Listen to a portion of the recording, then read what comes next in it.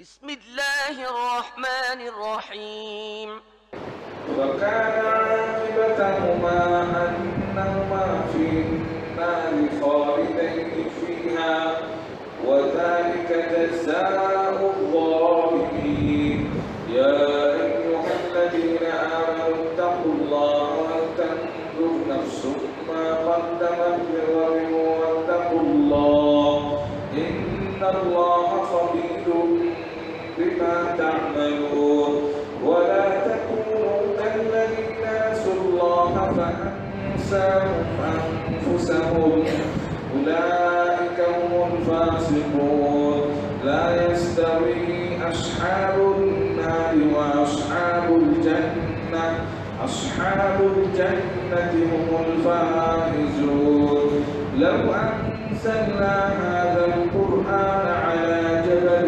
لرأيته خاشعا متصدعا من خشية الله وتلك الأمثال نضربها للناس لعلهم يتفكرون والله الذي لا إله إلا هو عالم الغيب والشهادة هو الرحمن الرحيم هو الله الذي لا إله إلا هو الملك القدوس السلام المؤمن المهيمن العزيز الجبار المتكبر سبحان الله عما يشركون والله الخالق البارئ المصور له الأسماء الحسنى يسبح له ما في السماوات والأرض وهو العزيز الحكيم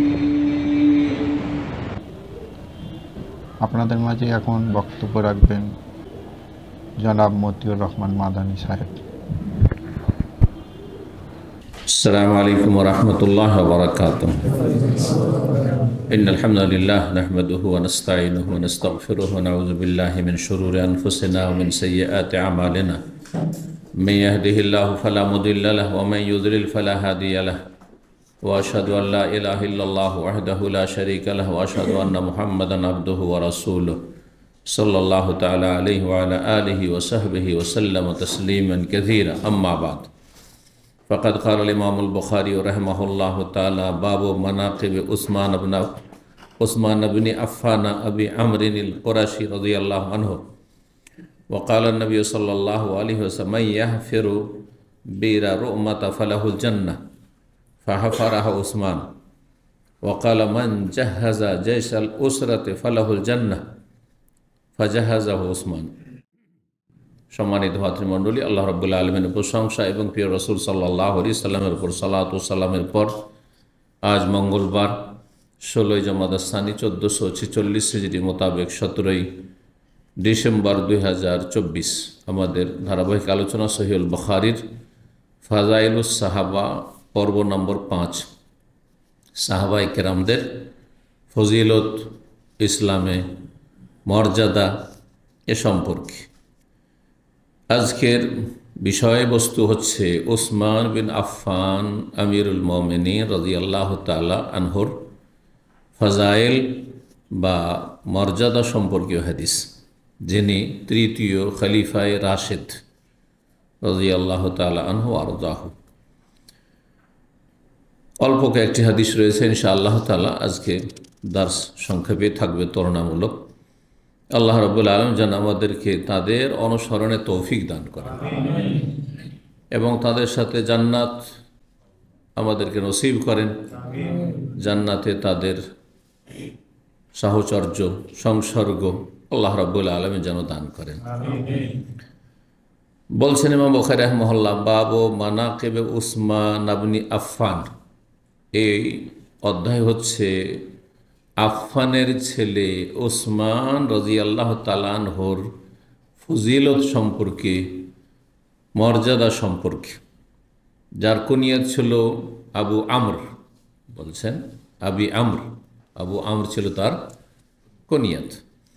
আল কোরাশি, যিনি কোরাইশ বংশের অন্তর্ভুক্ত ছিলেন।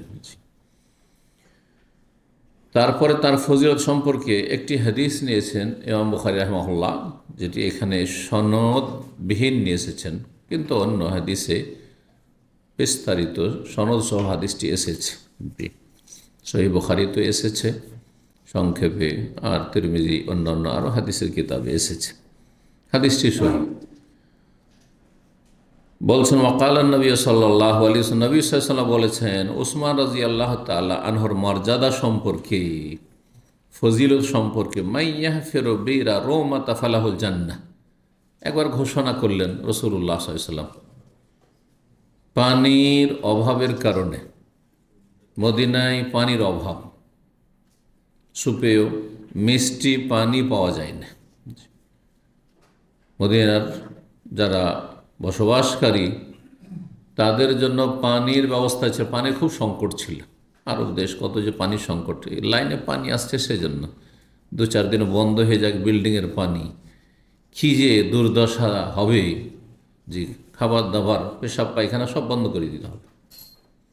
পানি যে কত বড় আল্লাহর নিয়ামত, এটা দেশে অবস্থান করে বুঝতে পারছেন না, কারণ যেদিকে তাকাচ্ছেন সেদিকে পানি, নদীর অভাব নাই, পুকুরের অভাব নাই, জলাশয়ের অভাব নাই, হ্যাঁ, সব দিক থেকে পানি আর পানি। আর যদি নলকূপও পোতা হয় তো একটা ছোট পাইপ দিলেও, হ্যাঁ, 2-4 হাত নিচে গেলেই পানি আর পানি। তো এই জন্য আমাদের দেশের মানুষরা পানি যে আল্লাহর অনেক বড় নিয়ামত, খাবারের চাইতে বড় নিয়ামত পানি। মানুষ খাবার ছাড়াও কয়েকদিন বাঁচতে পারে, কিন্তু পানি ছাড়া একদিনও বাঁচতে পারে না। পানি অনেক বড় নিয়ামত আল্লাহ রাব্বুল আলামিনের।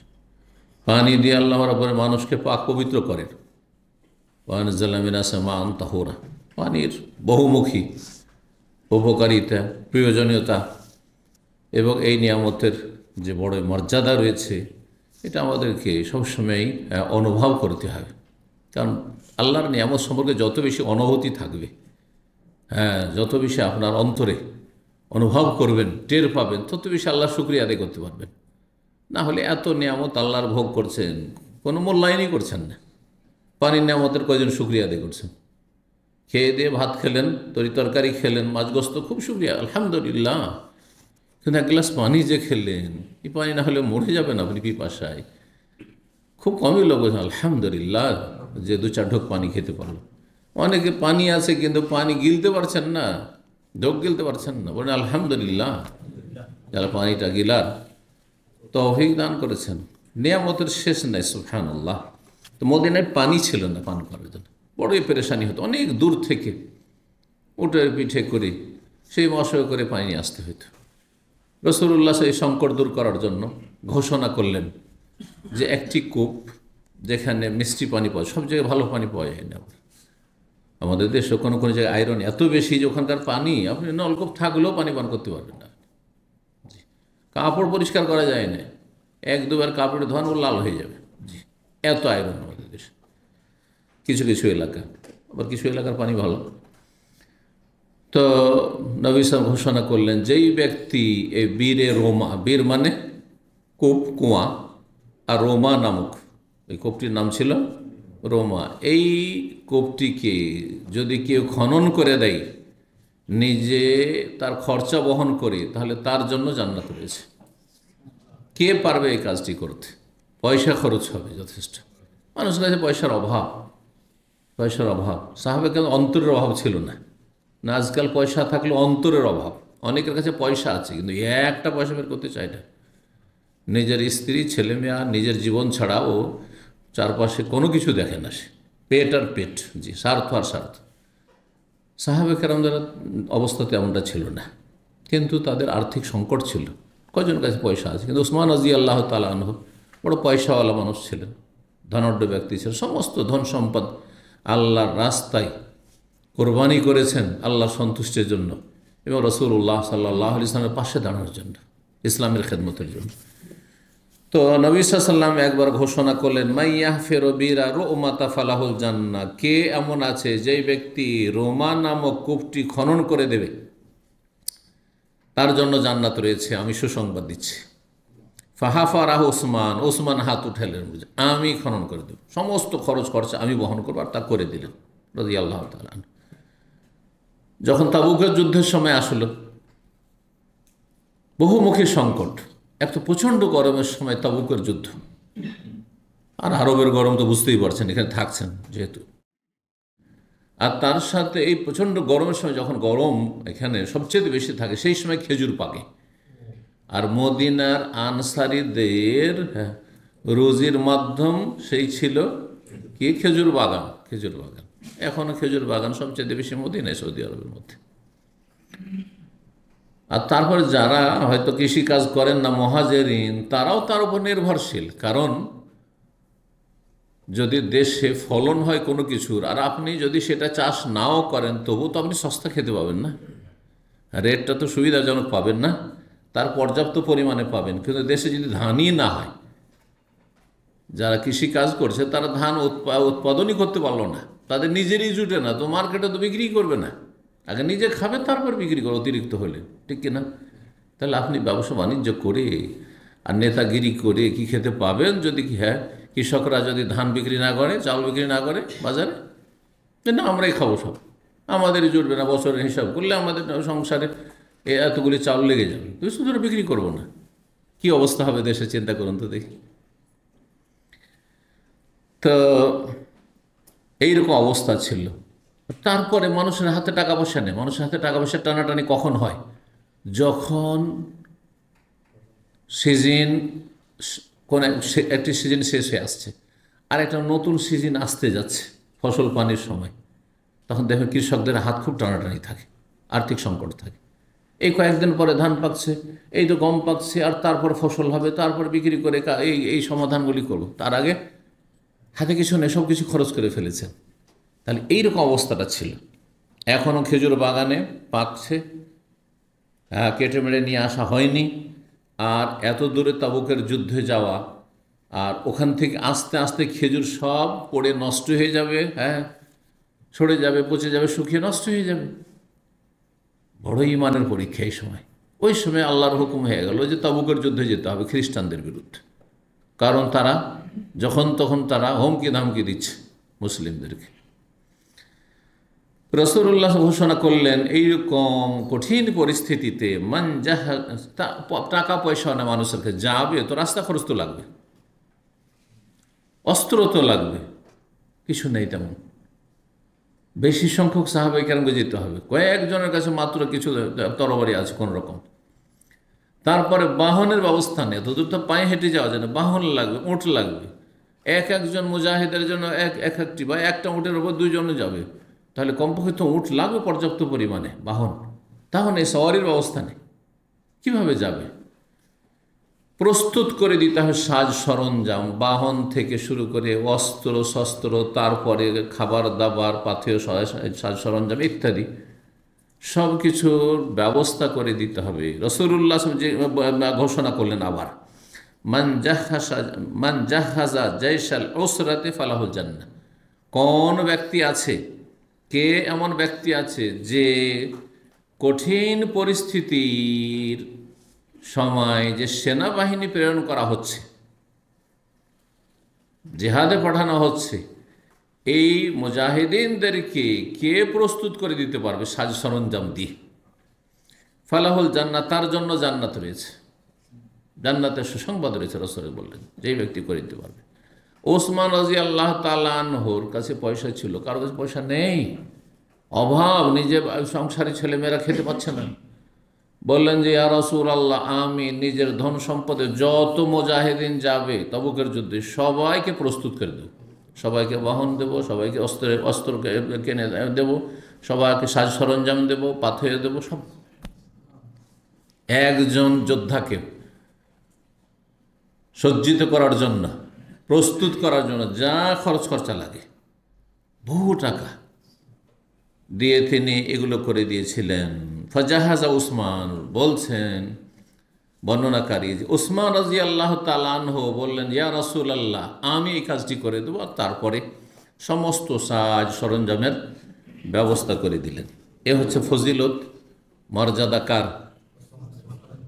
নবী সাল্লাল্লাহু আলাইহি ওয়াসাল্লাম তাকে জান্নাতের সার্টিফিকেট, একটা সার্টিফিকেট যথেষ্ট, কয়েকটা সার্টিফিকেট, এই কাজটি করলে জান্নাত, ওই কাজটি করলে জান্নাত, এইটা করলে জান্নাত, সবই করে দিয়েছেন তিনি, সব করে দিয়েছেন। এছাড়াও আরও বেশ কিছু কাজ আছে যেই খেদমতগুলি করেছেন, আর্থিক খেদমত। নবী সাল্লাল্লাহু আলাইহি ওয়াসাল্লাম তাকে জান্নাতের সুসংবাদ দিয়েছেন, চারিদিক থেকে জান্নাতের সার্টিফিকেট। একটা দিক থেকে যদি সার্টিফিকেট, একটা আমলের ওপর যদি আমি সার্টিফিকেট পেয়ে যাই যে এই কাজটা যে করে দেবে তার জন্য জান্নাত পেয়ে গেলেন আপনি। আর যদি সেটা 2, 4, 5টি কাজ, 10টি কাজ, সব দিক থেকে ফজিলত, এটা করলে জান্নাত, ওইটা করলে জান্নাত, এটা করলে জান্নাত, কত বড় ফজিলত চলে চিন্তা করুন, সুবহানাল্লাহ। এ হচ্ছে মর্যাদা ওসমান রাদিয়াল্লাহু তাআলা আনহুর। 3695 নম্বর হাদিস মনে করছেন আবু মুসা আশআরী রাদিয়াল্লাহু তাআলা আনহু। হাদিসটি কয়েকবার করে এসেছে, গতকালকে এসেছে, কারণ এই হাদিসে আবু বকরের ফজিলত রয়েছে, ওমরের ফজিলত রয়েছে, আর ওসমান রাদিয়াল্লাহু তাআলা, 3 জনের ফজিলত রয়েছে। বলছেন যে আন্নান নবী দাখাল হায়াতান, নবী সাল্লাল্লাহু আলাইহি ওয়াসাল্লাম একটি বাগানে প্রবেশ করলেন। প্রথম যে হাদিসটি এসেছিল সহিহ বুখারীতে কয়েক সপ্তাহ আগে, সে আলোচনাটি করেছি, তাতে আছে যে বাগানটি কোবার কাছাকাছি একটি বাগান, সেই বাগানে গেলেন নবী সাল্লাল্লাহু আলাইহি ওয়াসাল্লাম। ও আমারানি বেহেবজে বাবিল হায়াত, আর আমাকে নির্দেশ দিলেন। পেছনে পেছনে আবু মুসা তলাশ করতে করতে সেই বাগানে পৌঁছে গেছেন, ওখানে বিস্তারিত আছে। তো নবী সাল্লাল্লাহু আলাইহি ওয়াসাল্লাম বলেন, তুমি যখন চলে এসেছো, তুমি এই বাগানের যে গেট রয়েছে, ফাটক রয়েছে, সেখানে তুমি পাহারা দাও। ফাজা রাজুলুন ইস্তাযান, জনৈক ব্যক্তি এসে অনুমতি চাইল।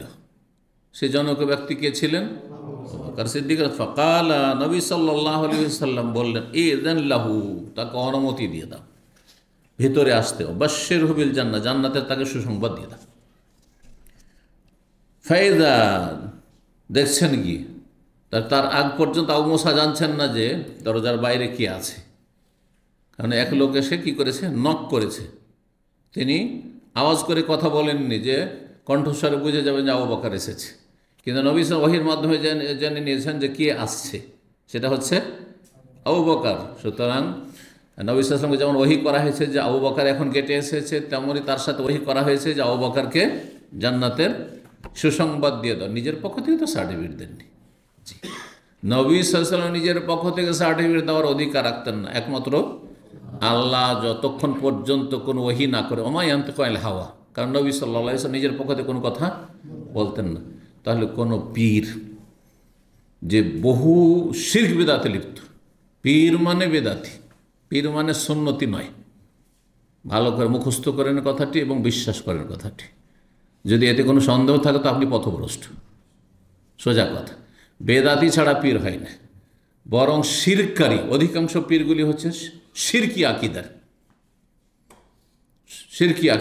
সর্বনিম্ন এই পীরতন্ত্র সুফিজম শুরু হয় বেদাত দিয়ে, আর শির কুফরি করে আর মাজার পূজায় গিয়ে শেষ হয়। কারণ পীর মরলে কবর পাকা হবে আর মাজার হবে। তাদের আগে যেসব পীরগুলি মারা গেছে তাদের মাজারগুলি পাকা হয়ে কী হচ্ছে, পূজা হচ্ছে, সেগুলো আল্লাহ ছাড়া অন্যকে সেজদা করা হচ্ছে, আল্লাহ ছাড়া অন্যের কাছে চাওয়া হচ্ছে। জি, তো তারা আবার জান্নাতের সার্টিফিকেট কী করে দিতে পারে?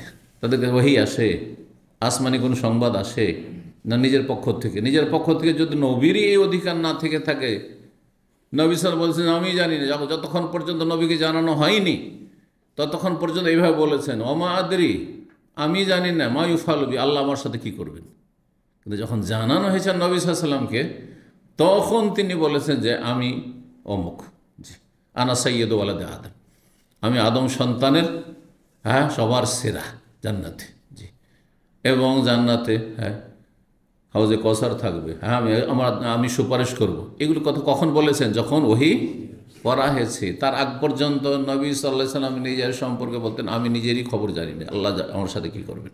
আল্লাহর রহমত যদি হয় তো আমি জান্নাত যেতে পারবো। জি, যেমন আমরা বলবো, কি বলবো, জান্নাতি কি বলবো, জানি না আল্লাহ কি করবেন, কিন্তু আল্লাহর কাছে রহমতের আশাবাদী। আল্লাহর রহমত যদি হয় তাহলে আমরা জান্নাত পাবো, নিজের আমল দিয়ে নয়। আমল যদিও আল্লাহর রহমতের ওসিলা, মাধ্যম, কিন্তু শুধু আমল দিয়ে হবে না রহমতবিহীন। কারণ আমাদের সারা জীবনের আমল একদিকে রাখেন, আর আল্লাহ জিজ্ঞাসা করেন তোমার চোখের নিয়ামতের মূল্য দাও, তো সমস্ত আমল অতি বিক্রি হয়ে যাবে, অতি সব শেষ হয়ে যাবে। ব্রেন বুদ্ধির এর মূল্য দাও, এই যে বাক শক্তির মূল্য দাও, জিভাতে যে স্বাদ গ্রহণ আছে এর মূল্য দাও, কানে যে শুনছে এর মূল্য দেয়, এক একটা অঙ্গের, তার ওই একটি দুটি অঙ্গ সব শেষ, সমস্ত সারা জীবন আমল শেষ। কোথা থেকে জান্নাত যাবেন? শুধু আমল দিয়ে। তো আমল দিয়ে কোনো ব্যক্তি জান্নাত যাবে না, এই জন্য হাদিসে রয়েছে। কি দিয়ে জান্নাতে যাবে? ইল্লা বিরহমাতি, আল্লাহর রহমত। আল্লাহ যদি রহম করেন, আল্লাহর যদি দয়া হয়, এবং আল্লাহর দয়ার জন্য ঈমান শর্ত, নেক আমল শর্ত, তাকওয়া আল্লাহর ভয়ভীতি শর্ত, যে অন্তরে যেন আল্লাহর ভয় থাকে। জি, আল্লাহ তৌফিক দান করেন। তো এমন একজন ব্যক্তি আসলেন, অনুমতি চাইলেন, তখন নবী বললেন যে অনুমতি দিয়ে দাও এবং জান্নাতের সুসংবাদ দিয়ে দাও। দেখা গেল যে ফাইজা আবু বকরিন, তিনি হচ্ছেন আবু বকর সিদ্দিক রাদিয়াল্লাহু তাআলা। আবু বকর বলবেন, আবু বাক্কার নয়। আমাদের দেশের লোকেরা কি আবু বাক্কার বলে, কেউ আবু বক্কর বলে। হ্যাঁ, এগুলো ভুল, আসলে বিকৃতি, নামের বিকৃতি। সুম্মাজা আখার, তারপরে দ্বিতীয় জন আসলেন, ইয়াস্তাযিনু, আবার অনুমতি চাইলেন তিনি এসে। ফাকালা, নবী সাল্লাল্লাহু আলাইহি ওয়াসাল্লাম ইযান লাহু, আবু মুসা আবার ভিতরে যাচ্ছেন, কে বলছেন ইয়া রাসূলুল্লাহ, গেটের কাছ থেকে, গেটে যে পাহারা দিচ্ছেন, মানে ভিতর দিক থেকে পাহারা দিচ্ছেন, তিনি কি বলে ইয়া রাসূলুল্লাহ, একজন বাইরে এসেছে, আসার পর অনুমতি চাইছে ভিতরে ঢোকার জন্য, অনুমতি দেব। নবী সাল্লাল্লাহু আলাইহি ওয়াসাল্লাম বলে ইযান লাহু, অনুমতি দিয়ে দাও এবং তাকে জান্নাতের সুসংবাদ দিয়ে দাও। ফায়দা ওমর, দেখছেন যে তিনি ওমর রাদিয়াল্লাহু তাআলা, তাহলে ওমরের ফজিলত পাওয়া গেল। সুম্মা জা আখার, তার কিছুক্ষণ পরে আরেক ব্যক্তি আসলেন, ইয়াস্তাযিনু, অনুমতি চাইলেন। ফাসাকাতা হুনাইহাতান, নবী সাল্লাল্লাহু আলাইহি ওয়াসাল্লামের কাছে গিয়ে আবু মুসা আশআরী আবার জানালেন। নবী সাল্লাল্লাহু আলাইহি ওয়াসাল্লাম একটু সময় নীরব থাকলেন। হ্যালো, সেই সময় ওহী হচ্ছিল হয়তো, সেই জন্য নীরব থাকলেন। জি, আর ওহীতে বলা হয়েছে যে তাকে জান্নাতের সুসংবাদ দিয়ে দাও, আসতে দেওয়া হোক, এবং তার উপর বালা মুসিবত আসবে অতিরিক্ত, যেটা আবু বকর ওমর সম্পর্কে বলা হয়নি। জি, তো কিছুক্ষণ কি করলেন? নীরব থাকলেন। সুম্মা কালা, তারপরে বললেন নবী সাল্লাল্লাহু আলাইহি ওয়াসাল্লাম ইযান লাহু, তাকে অনুমতি দিয়ে দাও, বাশশিরহু বিল জান্নাহ, জান্নাতের তাকেও সুসংবাদ দিয়ে দাও। আলা বালওয়ান তুসাতুসিবহু, কিন্তু তার উপর বালা মুসিবত, বিপদ আপদ আপতিত হবে শীঘ্রই এক সময়, এবং তাতে তার সমাপ্তি হবে, মানে তিনি শহীদ হবেন। ফায়দা, দরজা খোলার পরে দেখি যে ফায়দা উসমান বিন আফফান, তিনি হচ্ছেন উসমান বিন আফফান রাদিয়াল্লাহু তাআলা আনহু।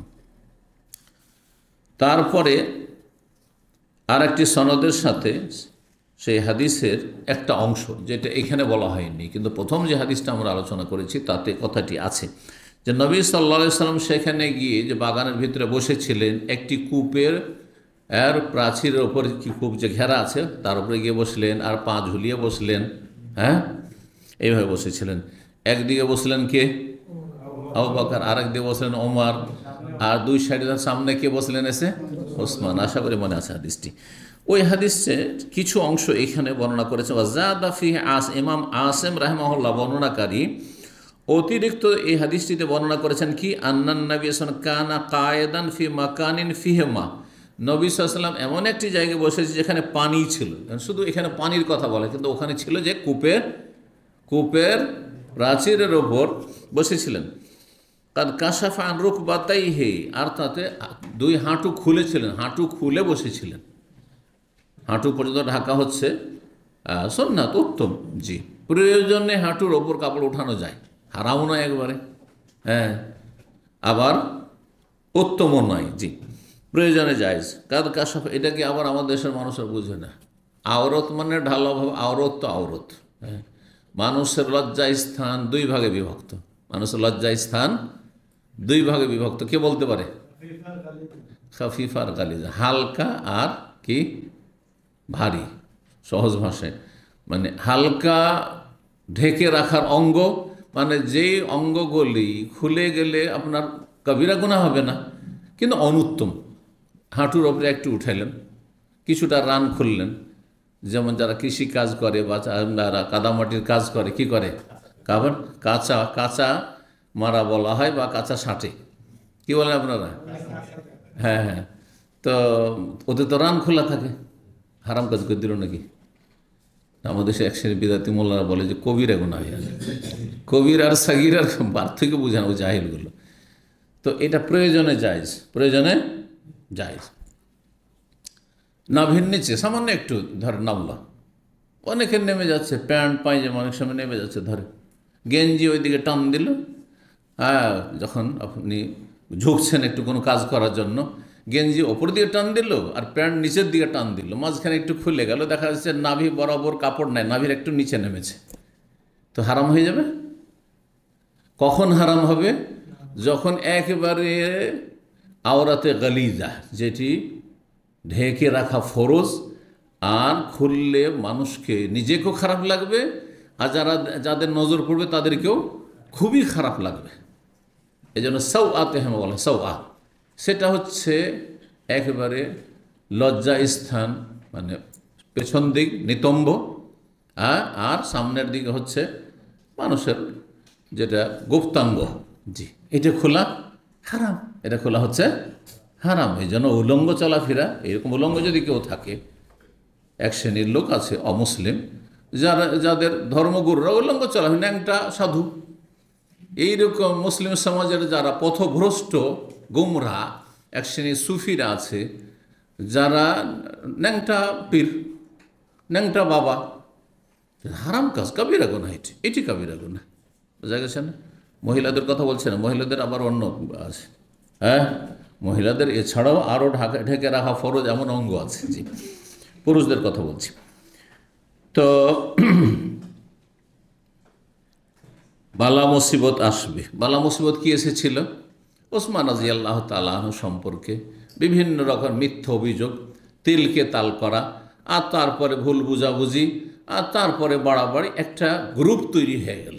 হ্যাঁ, বিরোধী একটি গ্রুপ তৈরি হয়ে গেল, যারা বিদ্রোহী, বাগী, ফাসাদ সৃষ্টিকারী, যারাকে বলা যায় যে যারা চরমপন্থী জঙ্গি। জি হ্যাঁ, আর এতে কিছু লোক বিভ্রান্ত হয়েছিল মানুষের, মিসগাইডে, মানে বিভ্রান্ত করার কারণে, আর কিছু লোক অসৎ ছিল, অসৎ চক্র কিছু থাকে, সব মিলে ফিতনা, যে কোনো জায়গায় ফিতনা ফাসাদ হয়। কিছু লোক সাদা সিধা লোক থাকে, কিন্তু তাকে ভুল বোঝানো হয়েছে, এমনি ভালো মানুষ লোকগুলো, কিন্তু ভুল বোঝানো হয়েছে, সেই জন্য গ্রুপিং করে ফেলেছে। আর কিছু লোক আছে, ও ভিতর ওরা চক্রান্ত করেছে, অসৎ চক্র আসলে সব জায়গায়, কিন্তু যে কোনো ফিতনা ফাসাদে তাকে দেখবেন দুই শ্রেণীর লোক, সবাই খারাপ নয়, কিন্তু কিছু লোক খারাপের সাথে পড়ে খারাপ হয়ে গেছে। তো এইরকমই আসছে একটি হাদিস যে ওসমান রাদিয়াল্লাহু জীবনীতে, যে যারা সেই যুগের মিসরি, মানে মেসরি, যারা মেসরের কিছু মূর্খ লোকেরা, তারা এতে মুখ্য ভূমিকা পালন করছে ফিতনা ফাসাদে। সামদেশে লোকেরা এতে বিভ্রান্ত হয়নি, কারণ সেখানে মুআবিয়া রাদিয়াল্লাহু তাআলা আনহুর নেতৃত্ব ছিল এবং প্রশাসন খুব মজবুত ছিল, সুতরাং সেখানে লোকেরা বিভ্রান্ত হয়নি। আর কিছু মদিনার লোকদেরকে কী করেছিল? বিভ্রান্ত করেছিল। কিছু মদিনার লোকদেরকে বিভ্রান্ত করেছিল, যারা নবী সাল্লাল্লাহু আলাইহি সাল্লামের জামানার লোক নয়, তারা সরাসরি নবী সাল্লাল্লাহু থেকে ইলম হাসিল করেনি, হয়তো পরে এসছে, পরে তারা বড় হয়েছে, বিভ্রান্ত করা হয়েছে যে উসমানের এই দোষ আছে, ওই দোষ আছে, নাউজুবিল্লাহ। আর যার ফলে তিলকে তাল করে, আর তারপরে তার বাড়ি ঘেরাও করা, আর মসজিদ আসতে না দেওয়া, যেই কূপ নিজের পয়সা দিয়ে তিনি কিনে ওয়াকফ করেছিলেন মদিনাবাসীর জন্য, সেই কূপ থেকে পানি পান করতে না দেওয়ার, তারপরে তার রোজা অবস্থায় মর্মান্তিকভাবে তার উপর আক্রমণ করে কোরআন তেলাওয়াত অবস্থায় তাকে হত্যা করা। আল্লাহ রাব্বুল আলামিন তার শাহাদাতকে কবুল করেছেন, সেই জন্য নবী সাল্লাল্লাহু ভবিষ্যৎবাণী করেছেন যে তিনি শহীদ। তো সেই দিকে ইঙ্গিত রয়েছে যে তার উপর এক সময় কি আসবে? বালা মুসিবত আসবে। অনেকে প্রশ্ন করতে পারে যে যারা বাগী এসেছিল, বিদ্রোহী যারা এসেছিল, যারা এই চরমপন্থী এসেছিল, তারা খেলাফত ছিনিয়ে নিতে চাইছিল, তিনি ছেড়ে দিলে হইতো, কেন তিনি খেলাফত ছাড়েন? এই জন্য ছাড়েননি, এর উত্তর জেনে রাখবেন যে নবী সাল্লাল্লাহু আলাইহি সাল্লাম একবার উসমানকে বলেছিলেন যে দেখো, তোমার শরীরে একটা জামা থাকবে, তোমার শরীরে একটি জামা থাকবে যেটা আল্লাহ তোমাকে দান করেছেন। আল্লাহ তোমাকে দান করেছেন এক কামিজ, মানে জামা, তুমি পরিধান করে থাকবে, আল্লাহর দান, সেটি তোমার শরীর থেকে খুলে নিতে চাইবে, যখন খুলে নিতে চাইবে তুমি খুলে দিবে না। কি ব্যাখ্যা? সেই জামাটি হচ্ছে খেলাফত। হ্যাঁ, খেলাফত। তোমাকে আল্লাহ খলিফা বানাবেন, তুমি তৃতীয় খলিফা হবে আবু বকর ওমরের পরে, আর তোমার খেলাফতকে মানুষরা ছিনিয়ে নিতে চাইবে আর দেশে অশান্তি করতে চাইবে, তখন তুমি খেলাফত ছাড়বে না। জি, নবী সাল্লাল্লাহু আলাইহি ওয়াসাল্লামের ওসিয়তের উপর তিনি আমল করেছিলেন। জি। আবার প্রশ্ন হতে পারে যে তাহলে সাহাবায়ে কেরামরা কি করছিলেন, তারা কেন তারা প্রতিরোধ করলেন না, কেন তারা প্রতিবাদ করলেন না, কেন তারা সিকিউরিটির ব্যবস্থা, নিরাপত্তার ব্যবস্থা করলেন না? এরও উত্তর আছে। জি। প্রথম কথা, অধিকাংশ সাহাবায়ে কেরামগণ হজের মৌসুম ছিল, একবারে হজের দিনগুলি ছিল, জিলহজ মাসে সব হজে চলে গেছেন, মক্কা চলে গেছেন। যারা ছিলেন তারাই প্রতিরোধ করার জন্য, প্রতিহত করার জন্য, বরং এই বাগী যে একটা দল এসেছিল, বিদ্রোহী দল, তাদেরকে দমন নির্মূল করার জন্য, শেষ করে দেওয়ার জন্য বা তাড়িয়ে দেওয়ার জন্য যথেষ্ট ছিলেন। কিন্তু উসমান রাদিয়াল্লাহু তাআলা আনহু কঠোরভাবে নিষেধ করেছিলেন যে খবরদার তোমরা মারামারি করতে আসবে না, তাদেরকে প্রতিহত করতে আসবে না। কারণ প্রতিহত করতে আসলে তাদের হাতে অস্ত্র আছে, তোমরা অস্ত্র ধারণ করতে বাধ্য হবে। আর তখন দুই দিক থেকেই মারামারি শুরু হবে, আর দুই দিকে মুসলিম খুন হবে। আমার একজনের জীবনের কারণে শত শত মানুষ বা হাজার হাজার মানুষ মারা যাবে, এটা আমি চাই না, করতে দেব না। কঠোরভাবে নিষেধ করেছিলেন। শেষ মুহূর্তেও আলী রাদিয়াল্লাহু তাআলা আনহু ছেলেদেরকে, হাসান হোসেনকে বলছেন যাও তোমরা পাহারা দাও। বলছেন না, তোমার কেউ আসবে না, কারণ তারা আমাকে মারতে চায়। একজনকে মারল, এই আমার একজনের কারণে তোমরা শত শত হাজার হাজার মানুষ কেন মারা যাবে আর মারামারি করবে? কেউ খুনি হবে আর কেউ খুন হবে, কেন হবে? এটা হতে দেওয়া হবে না। এমন কোনো শাসক আজকাল আছে? আরে যারা শাসন ক্ষমতায় যায়নি, এই বিভিন্ন দলগুলি করেছেন, তারাও নিজেকে বা নেতাগুলো নিজেকে বাঁচানোর জন্য দেশের লক্ষ লক্ষ মানুষ খুন হয়ে যাক, কিন্তু আমি সেফটিতে থাকি, আমার ছেলেরা আয়েশ আরাম করুক পশ্চিমা দেশে, সমস্ত নেতাদের ছেলেমেয়েরা সব পশ্চিমা দেশে, কাফের দেশে, আর আয়েশ আরাম ভোগবিলাস করছে, আর তারা এই হারাম পয়সা দিয়ে লেখাপড়া করছে আর হারাম পয়সার ভোগবিলাস করছে। আর এইদিকে বোকা জাতি জনগণ হই হই করে তারা মারামারি করছে, মুসলিম খুন করছে। বুঝছেন না? বুঝছেন না? এই ষড়যন্ত্র থেকে সাবধান। কখন এগুলো বাতিলের সাথ দেবেন? এদিকেও বাতিল, ওইদিকেও বাতিল। কেন? নিজের সংসার করেন, নিজের স্ত্রী ছেলে মেয়ের যত্ন নেন, নিজের ছেলে মেয়ে মানুষ করেন, নিজের হালাল রুজি করেন। এই নোংরা রাজনীতিতে যাবেন না, এই হারাম রাজনীতিতে যাবেন না, এই গণতন্ত্রের কুফরি রাজনীতিতে যাবেন না। আল্লাহ হেফাজত করুন। তো নবী সাল্লাল্লাহু আলাইহি ওয়াসাল্লাম বসেছিলেন এমন একটি জায়গায় যেখানে পানি ছিল, মানে কূপ ছিল।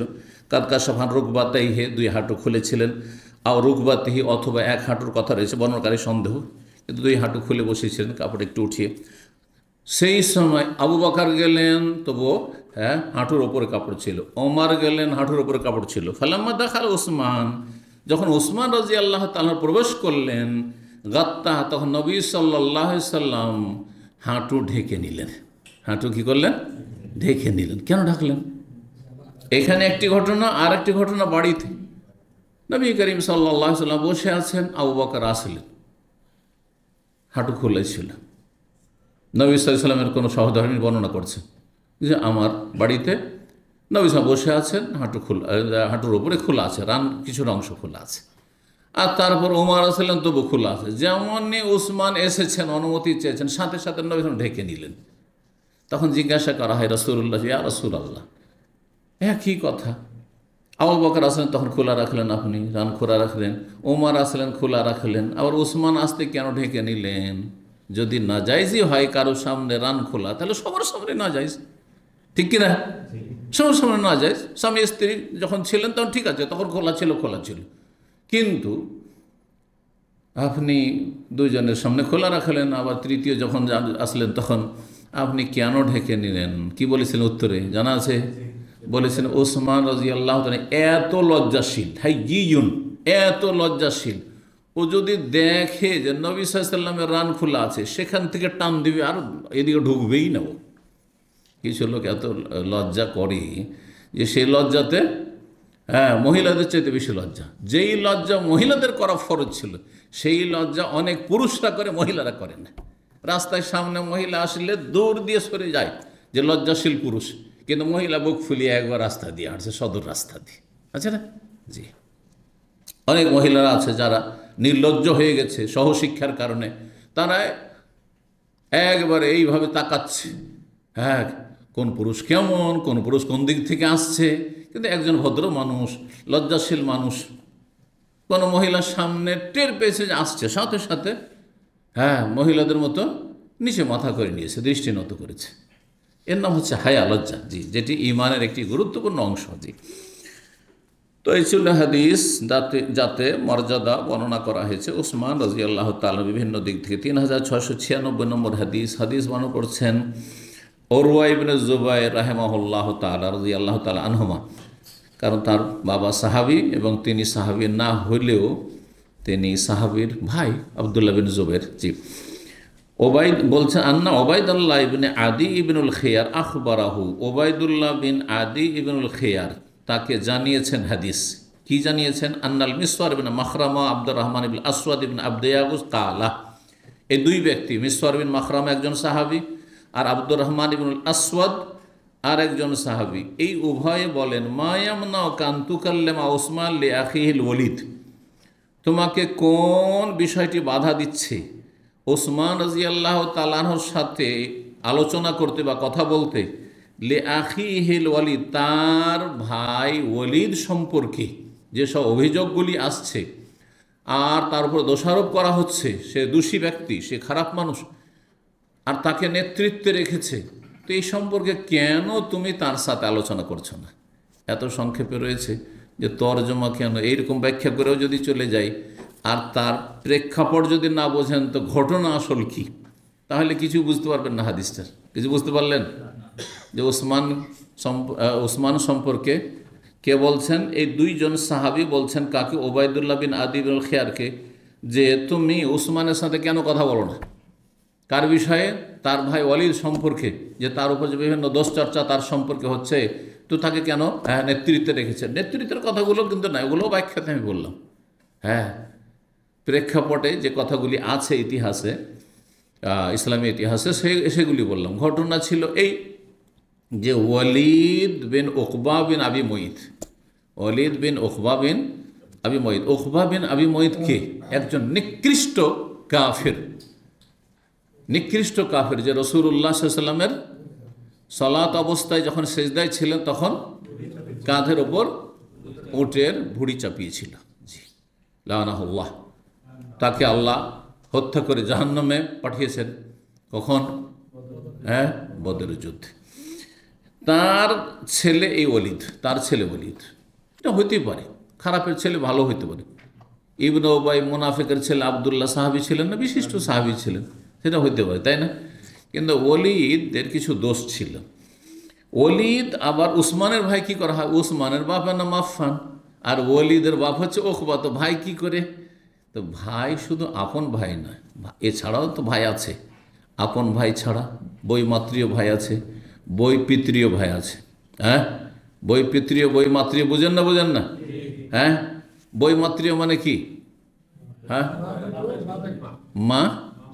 মা ভিন্ন, মা ভিন্ন, বাপ মানে সৎ ভাই, তাই না? বৈমাত্রীয় মানে সৎ ভাই। আর ওর বিপরীত বৈপিত্রীয় মানে বাবা দুটো, কিন্তু মা এক। তো ওয়ালিদ, এই যে ওয়ালিদ বিন উকবার বাপ হচ্ছে উকবা আর উসমানের বাপ হচ্ছে আফফান। তাহলে বাপ দুটো কিন্তু মা ছিল এক, মা ছিল এক। মানে ওসমানের মাই হচ্ছে কার মা? ওয়ালিদের মা।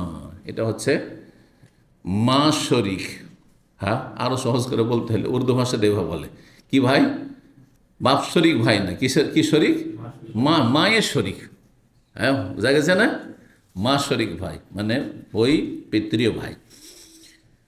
তো এই বই পিতৃয় ভাই ছিল ওয়ালিদ।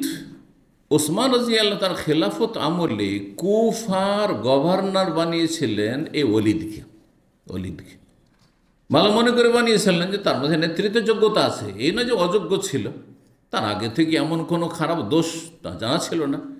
সুতরাং যে কোনো ব্যক্তি, ভালো মানুষকে আমরা দায়িত্ব দিতে পারি, আর দায়িত্ব দেওয়ার পরে যদি দেখি যে তার মধ্যে অপরাধ, তাহলে আমাদের তখন করণীয় হচ্ছে তাকে সেখান থেকে সরিয়ে দেওয়া বা তার পানিশমেন্ট করা, শাস্তি দেওয়া। তাই হয়েছিল।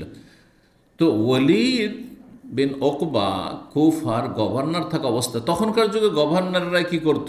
মসজিদের ইমামতি করত, দুনিয়ারও নেতৃত্ব দিত আর দিনেরও নেতৃত্ব দিত, মসজিদের নেতৃত্ব দিত, শুধু রাস্তাঘাটের নেতৃত্ব, দেশের নেতৃত্ব না। বোঝা গেছেন? এই জন্য খলিফা আবু বকর, ওমর, ওসমান যেমন দেশটা পরিচালনা করতেন, তেমনই মসজিদের এমামতি করতেন। মদিনায় যেহেতু রাজধানী ছিল, মদিনা মসজিদ নববীর এমামতি করতেন। জি। আবদুল্লাহ বিন জুবাইর রাদিয়াল্লাহু আনহু যখন খলিফা হইলেন মক্কায়, তখন মক্কার তো কাবার এমামতি করতেন। জি, এটাই ছিল। মুআবিয়া রাদিয়াল্লাহু আনহু গভর্নর ছিলেন শাম দেশে দামেস্কের, সুতরাং দামেস্কের মসজিদের এমামতি করতেন তিনি। আলী রাদিয়াল্লাহু যখন রাজধানী নিয়ে গেলেন কুফায়, তখন কুফার তিনি ইমাম আছেন, মসজিদের ইমাম আর দেশের ইমাম, মানে শাসক, ইমামে আজম। তো এই ওয়ালিদ মদ খেয়েছে, রাত্রে মদ খেয়েছে। আর মদ আবার বিভিন্ন রকমের হয়। একটা মদ এমন একটা আরবরা খেত, মদ সরাসরি মদ নয়, কিন্তু সেটা খেজুর ভিজিয়ে রেখে নবীজ বলা হয় সেটাকে। কি বলা হয় সেটাকে? নবীজ বলা হয়। নাবাজে আম্বাজু মানে কোনো কিছু ফেলে দেওয়া, নিক্ষেপ করা পানিতে। পানি আছে, রাত্রে আপনি পানিতে কী করলে কয়েকটা খেজুর দিয়ে দিলেন আর তারপরে রেখে দিলেন। সকালবেলা পানিটা কী হয়ে গেল? মিষ্টি হয়ে গেল। সেটা যদি সারাদিন রেখে দেন আপনি, আর গরমের দিন হয় বা তার পরের দিনও রেখে দিলেন, তারপরের রাত চলে আসলো আর রাত্রে পান করছেন, তো তাতে নেশা চলে আসতে পারে। যেমন খেজুরের রস আর তালের রস, এটা উদাহরণ দিলে আমাদের দেশের মানুষরা বেশি বুঝবে। কারণ নাবিজ খাওয়ায় তো আমাদের দেশের লোকের অভ্যস্ত না, আরবরা খেত, কারণ এটা খুব শক্তিশালী। আজকালও বলা হচ্ছে কিন্তু ডায়েটে, যে আপনি এই কিছুটা কিশমিশ রাত্রে ভিজিয়ে দেন, আবার খেজুর ভিজিয়ে দেন, আর তারপর সকালবেলা সে পানিটা খান। বোঝে না, এগুলো শেখাচ্ছে না? হ্যাঁ, তো তখনকার যে কী করতো আরবরা, যে খেজুর ভিজিয়ে দিল পানিতে, আর তারপর ভিজা থাকলো, একদিন 2 দিন ভিজা থাকলো, আর তারপরে খেত। ধরো একদিন পর্যন্ত, অথবা শীতকালে সেই যে রসটা হয়ে গেল খেজুর থেকে মিষ্টি হলো, সেটাতে নেশা আসেনি। সুতরাং সেটা কি? সেটা হচ্ছে শরবতের মতো, সেটা হচ্ছে, তার নাম হচ্ছে শরবত, ঠিক কিনা? কিন্তু যখন সেটাতে ফেনা চলে আসলো আর তারপরে সাথে নেশা চলে আসলো, পান করলেই তখন কি হয়ে গেল? সেটা নেশাগ্রস্ত করলো, তার মানে সেটা মদ হয়ে গেল তখন। তো এইরকম নবীজ পান করেছে, নেশা যুক্ত নবীজ পান করেছিল সে, আর তারপরে সে মাতাল হয়ে পড়েছে। স্বাভাবিক, যেটা আপনার মদ হয়ে গেছে, মদ যদি পান করা হয় তাহলে কি হয়ে যাবে? মাতাল হয়ে যাবে। সে মাতাল হয়ে গেছে, তো রাত্রে পান করেছে, পান করার পরে ফজরের নামাজ পড়াইতে গেছে, আর ফজর নামাজ পড়াইতে গিয়ে সহিহ মুসলিমে হাদিস আছে 2 রাকাত পড়ে সালাম ফিরেছে, আর সালাম ফেরার পরে মুক্তাদিদেরকে বলছে, আরও বেশি পড়াবো নাকি? আর লাগবে নাকি? হাল আজিদুকুম, এই শব্দটি রয়েছে, হাল আজিদুকুম, আরও দেবো, আরও কিছু পড়াবো, এরকম বলেছে। লোকেরা তো বুঝে গেছে, আরে কি রে, এই তো মাতাল, হ্যাঁ, এই তো মদ খেয়েছে, না হলে এরকম কথা কেন বলবে? মুসনাদ আহমদের হাদিসে আরও কয়েকটা হাদিসে আছে যে ফজর 2 নয় 4 রাকাত ফজর পড়েছে, এমামতি করে 4 রাকাত ফজর নামাজ পড়িয়েছে, আর 4 রাকাত পড়ার পরেও বলছে হাল আজিদুকুম, আর কিছু পড়াবো, এইরকম কথা। অভিযোগ সেই কুফা, ইরাক থেকে মদিনায় আসলো খলিফাতুল মুসলিমিন ওসমান রাদিয়াল্লাহু কাছে, যে এইরকম ব্যাপার, আমাদের গভর্নর মদখোর, সে মদ খেয়ে ফজর নামাজ পড়াচ্ছে, আর তারপরে 2 রাকাত বা 4 রাকাত নামাজ পড়ানোর পরে বলছে যে আরও পড়িয়ে দেবো। হ্যাঁ, সুতরাং তার শাস্তি হওয়া উচিত। অভিযোগ আসলে তারপরে কয়েকদিন চলে গেছে, কোনো অ্যাকশন হচ্ছে না, আর কোনো শাস্তিও দেওয়া হচ্ছে না, তাকে তার পদ থেকে অপসারিত করা হচ্ছে না, এতে আরও বেশি মানুষের মধ্যে গুঞ্জন শুরু হয়ে যায়। তো সেই সময় তখন মিসওয়ার বিন মাখরামার আব্দুর রহমান বিন আসওয়াদ, কাকে বলছেন? ওবায়দুল্লাহ বিন আদি ইবনুল খিয়ারকে বলছেন যে তুমি উসমানের সাথে কেন কথা বলো না এই বিষয়ে। এখন কেউ প্রশ্ন করতে পারে, নিজেরা বলতে পারে না? হ্যাঁ, নিজেরা তো বলতে পারে, গিয়ে তারা তো সাহাবী, তাই না? তো তারা নিজেরা বলতে পারে, নিজেরা না বলে আবার ওবায়দুল্লাহ বিন আদি ইবনুল খিয়ারকে বলছেন কেন? এর কারণ হচ্ছে যে ওবায়দুল্লাহ বিন আদি তিনি উসমান রাদিয়াল্লাহু তাআলা আনহুর বোনের ছেলে, ভাগিনা। তখন অন্য রেওয়ায়েতে রয়েছে, তোমার মামাকে বলতে পারো না? বোঝা গেছে না? তোমার মামা, তো মামার ঘরে তো যাচ্ছ, আর মামার সাথে তো ফিরিয়ে কথা বলছো, মামা ভাগের সম্পর্ক, সুতরাং মামাকে বলো যে এরকম ঘটনা, ওইখানে মদখোর নেতৃত্ব দিচ্ছে কুফাতে, আর সেখানে ফজর নামাজ পড়ছে মাতাল হয়ে, তোকে সরানো কেন হচ্ছে না? এই হচ্ছে ঘটনা। এবার বোঝা গেছে। তো এখন এর উত্তর কি হবে, যে ওসমান রাদিয়াল্লাহু তাআলা আনহু কেন বিলম্ব করেছেন, সাথে সাথে যেমন খবর পৌঁছিল সাথে সাথে কেন তাকে বরখাস্ত করলেন না পদ থেকে, এবং তাকে শাস্তি কেন মদের যে হদ রয়েছে, দণ্ডবিধান রয়েছে, সেটা কেন সাথে সাথে কায়েম করলেন না। এর উত্তরে ভাষ্যকারগণ বলেছেন যে তদন্ত করার জন্য। কারণ যারা অভিযোগ নিয়ে এসছে তারাই বা কেমন তদন্ত করতে হবে না? এখন কই একটা লোক আমার সম্পর্কে নেগেটিভ কিছু বলে দিলে আপনি বিশ্বাস করবেন? আজকাল মূর্খরা করছে এরকম। ভালো বললে সহজে বিশ্বাস করবে না, কিন্তু যদি খারাপ বলে দেয় তাহলে সাথে সাথে বিশ্বাস একবারে মুহূর্তের ভিতরে গিরগিটের মতো রং পাল্টে দিয়েছেন। আরে এই লোকটাকে তো ভালো বলতাম, আর আপনি যা বলছেন তো খারাপ। অথচ আপনার জন্য ফরজ ছিল কি করা? তদন্ত করা। আপনি কি করে বিশ্বাস করছেন তার কথা? তার অন্তর বিদ্বেষ থাকতে পারে, শত্রুতা থাকতে পারে, সে ভুল বুঝতে পারে, তাকে কেউ বিভ্রান্ত করেছে, হয়তো ভুল তথ্য দিয়েছে, এটাও তো হইতে পারে। তার ইমানদারি কতটা, আল্লাহর ভয় কতটা, এগুলো দেখার বিষয় রয়েছে, ঠিক কিনা? তো ওসমান রাদিয়াল্লাহু তাআলা আনহুর কাছে যে দুইজন খবর পৌঁছেছিল তাদের সম্পর্কে তদন্ত করছিলেন, যে তাদের খবরটা আসলে কি সত্য তার যাচাই বাছাইয়ের জন্য একটু সময় লাগবে। দূরের ব্যাপার স্যাপার, আজকালকার মতো এই যোগাযোগ মাধ্যম ছিল না, এই জন্য একটু বিলম্ব করেছিলেন তিনি। তারপরে যখন নিশ্চিত হলেন তিনি যে ঘটনা সত্য, আর সে মদ খেয়ে কী করেছে, নামাজ পড়িয়েছে, সুতরাং তার শাস্তি হওয়া উচিত, তখন আলী রাদিয়াল্লাহু তাআলা আনহু কুফাতে ছিলেন। আলী রাদিয়াল্লাহু তাআলা আনহুকে বললেন যে তার উপর হদ কায়েম করো। হদ কায়েম করা তো বুঝছেন, মানে ইসলামের দণ্ডবিধান, মদখোরের দণ্ডবিধান তার উপর কী করো, প্রতিষ্ঠিত করো, কায়েম করো। তো সেটা কি ছিল?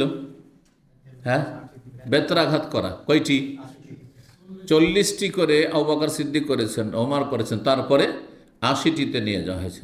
ওমর রাদিয়াল্লাহু জামানায় 80, নবী সাল্লাল্লাহু আলাইহি ওয়াসাল্লামের জামানায় 40 ছিল, আবু বকরের জামানায় 40 ছিল, তারপরে ওমর রাদিয়াল্লাহু জামানায় 80 করা হয়েছে। তাহলে বোঝা যাচ্ছে যে বিষয়টিতে ইজতিহাদের সুযোগ রয়েছে, 40কে 80 করা যেতে পারে প্রয়োজন। তো আরব দেশে এইরকম বেত্রাঘাতগুলো কিন্তু মানুষের অপরাধ হিসাবে বাড়ানো হয়, আবার কম করা হয়। ধরেন প্রথমবার কেউ মদের ক্ষেত্রে বিশেষ করে, এর ক্ষেত্রেও নাই, জেনা ব্যভিচারের ক্ষেত্রে চলবে না। যেন অবিবাহিত জেনা করেছে তাহলে কত কড়া মারতে হবে? কতটি বেত্রাঘাত? এই 100তে কম করা যাবে না, বেশি করেন, কারণ এটা কোরআনে স্পষ্ট করা হয়েছে। কিন্তু মদখোরের বেত্রাঘাতের বিষয়টি বিভিন্নভাবে নবী সাল্লাল্লাহু পালন করেছেন। কখনো চাবুক দিয়ে, ছড়িয়ে দিয়ে, খেজুরের ডাল দিয়েও মেরেছেন ইত্যাদি। সেই জন্য এতে ইজতিহাদের সুযোগ রয়েছে, 40কে 80 করা যেতে পারে। প্রথমবার একজন মদ খাওয়াই কী হয়েছে, অভিযুক্ত হয়েছে, তাহলে সে 40। কিন্তু কয়েকবার তার অপরাধ বেশি, তাহলে তার শাস্তিও বেশি। একজন শুধু মদ খেয়েছে নিজে, কিন্তু আরেকজন মদের ব্যবসায়ী, সমান। সৌদি আরবে হিরোইনের সম্পর্কে জানেন? শাস্তিতে পার্থক্য, হিরোইনের শাস্তিতে পার্থক্য। একজন হিরোইন খেয়েছে আর একজন হিরোইনের ব্যবসায়ী, দুইজনের শাস্তিতে অনেক পার্থক্য রয়েছে সৌদি আরবের আইনে। কি পার্থক্য জানা আছে কিছু? হিরোইন খাওয়ায়, গাঁজা খাওয়ায় যদি ধরা পড়ে তাহলে তার জেল আছে, কিন্তু মৃত্যুদণ্ড নাই। আল্লাহ হেফাজত করো আপনাদের। তো 10 বছর 20 বছরের জেল হইতে পারে সেটা। কিন্তু কেউ যদি হিরোইনের ব্যবসায়ী হয়, পাচার করছিল, তাহলে তার মৃত্যুদণ্ড রয়েছে, তার জন্য মৃত্যুদণ্ড রয়েছে। তাহলে দুটোর অপরাধে পার্থক্য অবশ্যই আছে, পার্থক্য নাই। নিজে ব্যক্তি জীবনে সে ধরা খেয়েছে, সে নিজে সে গাঁজা খেয়েছে বা হিরোইন খেয়েছে, আর একজন ব্যবসায়ী কত লোককে যে হিরোইনে আসক্ত করে দিল, আর কত দেশের মানুষের লাইফকে ধ্বংস করলো, কতগুলো পরিবারকে ধ্বংস করলো এই হিরোইনের পাচার করে এই দেশে। তাহলে বড় অপরাধী সে, জি, তার জন্য মৃত্যুদণ্ড।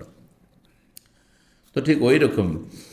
তো যখন উসমান রাজ জানতে পারলেন যে ওলীদ সত্যি অপরাধী এবং তার সম্পর্কে যে অভিযোগগুলি আছে সত্য, তখন আলী রাদিয়াল্লাহু তাআলা আনহু বললেন যে তুমি তাকে কি করো, বেত্রাঘাত করো, কোড়া লাগাও, বেত লাগাও। তখন আলী রাদিয়াল্লাহু তাআলা আনহু সরাসরি নিজের লাগানে তিনি গণনা করছিলেন। প্রথম বললেন হাসানকে, ছেলে, তার বড় ছেলে হাসান। হাসানকে বললেন, আলী রাদিয়াল্লাহু তাআলা মুরব্বী হয়ে গেছেন, তো হাসানকে বললেন যে বাবা তুমি লাগাও, বেত্রাঘাত করো। ওলিদকে। তো হাসান বললেন যে না, আমি করব না। বাপের নাফরমানি করে নয়, বরং যারা ভোগ করছে তারাও, হ্যাঁ, আর তার ফেভারে যারা লোক আছে, যারা তার থেকে স্বার্থ হাসিল করছে, তারা এই কাজটি করবো, আমরা কেন করবো? আমরা করবো না, আপনি করিয়ে না, আমি করবো না। এটা হচ্ছে ছেলের মন্তব্য। আর তারপরে তিনি মারতে অস্বীকার করলেন। তখন ভাতিজা জাফরের ছেলে আবদুল্লাহ বিন জাফর রাদিয়াল্লাহু তাআলা তাকে ভাতিজাকে বললেন আলী যে তুমি মারো। তখন তিনি কড়া মারতে থাকলেন, বেতরাঘাত করতে থাকলেন, এবং আলী রাদিয়াল্লাহু তাআলা গণনা করছিলেন। এই জন্য হাদিসে কোন হাদিসে রয়েছে আলী বেতরাঘাত করেছিলেন, কিন্তু সরাসরি বেতরাঘাত তিনি করেননি। কখনো কোনো কাজে নির্দেশ দিলে তার নামই হয়, অথচ তিনি কাজটি করেননি, ঠিক না? অমুক মেরেছেন, অথচ তিনি মারেনি, মারিয়েছেন, ঠিক না? বলছেন না আপনারা পাকা বাড়ি দিয়েছেন? তো কে পাকা বাড়ি দিয়েছেন? বলছে আমি একটা পাকা বাড়ি তৈরি করেছি, আমি বাড়িটা পাকা করেছি। আপনি করেছেন না রাজমিস্ত্রি করেছেন?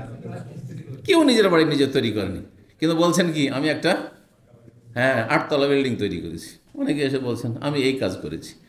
আপনি করেননি, কাজটি করিয়েছেন কাউকে দিয়ে। জি, ঠিক ওই রকম। হাদিসটা লম্বা আছে, হাদিসটা বোঝার জন্য এই কথাগুলি বললাম এত বিস্তারিত। তো ওই সময় বলছেন ওবায়দুল্লাহ বিন আদিকে যে তোমার মামাকে গিয়ে বলো যে ওলিদের শাস্তি কেন হচ্ছে না। ফাকাদ আকসার আন্নাস ফিহি, কারণ লোকেরা অনেক তার সমালোচনা শুরু করেছে, সমালোচনা শুরু করেছে, তার ওপর অনেক দোষারোপ করছে।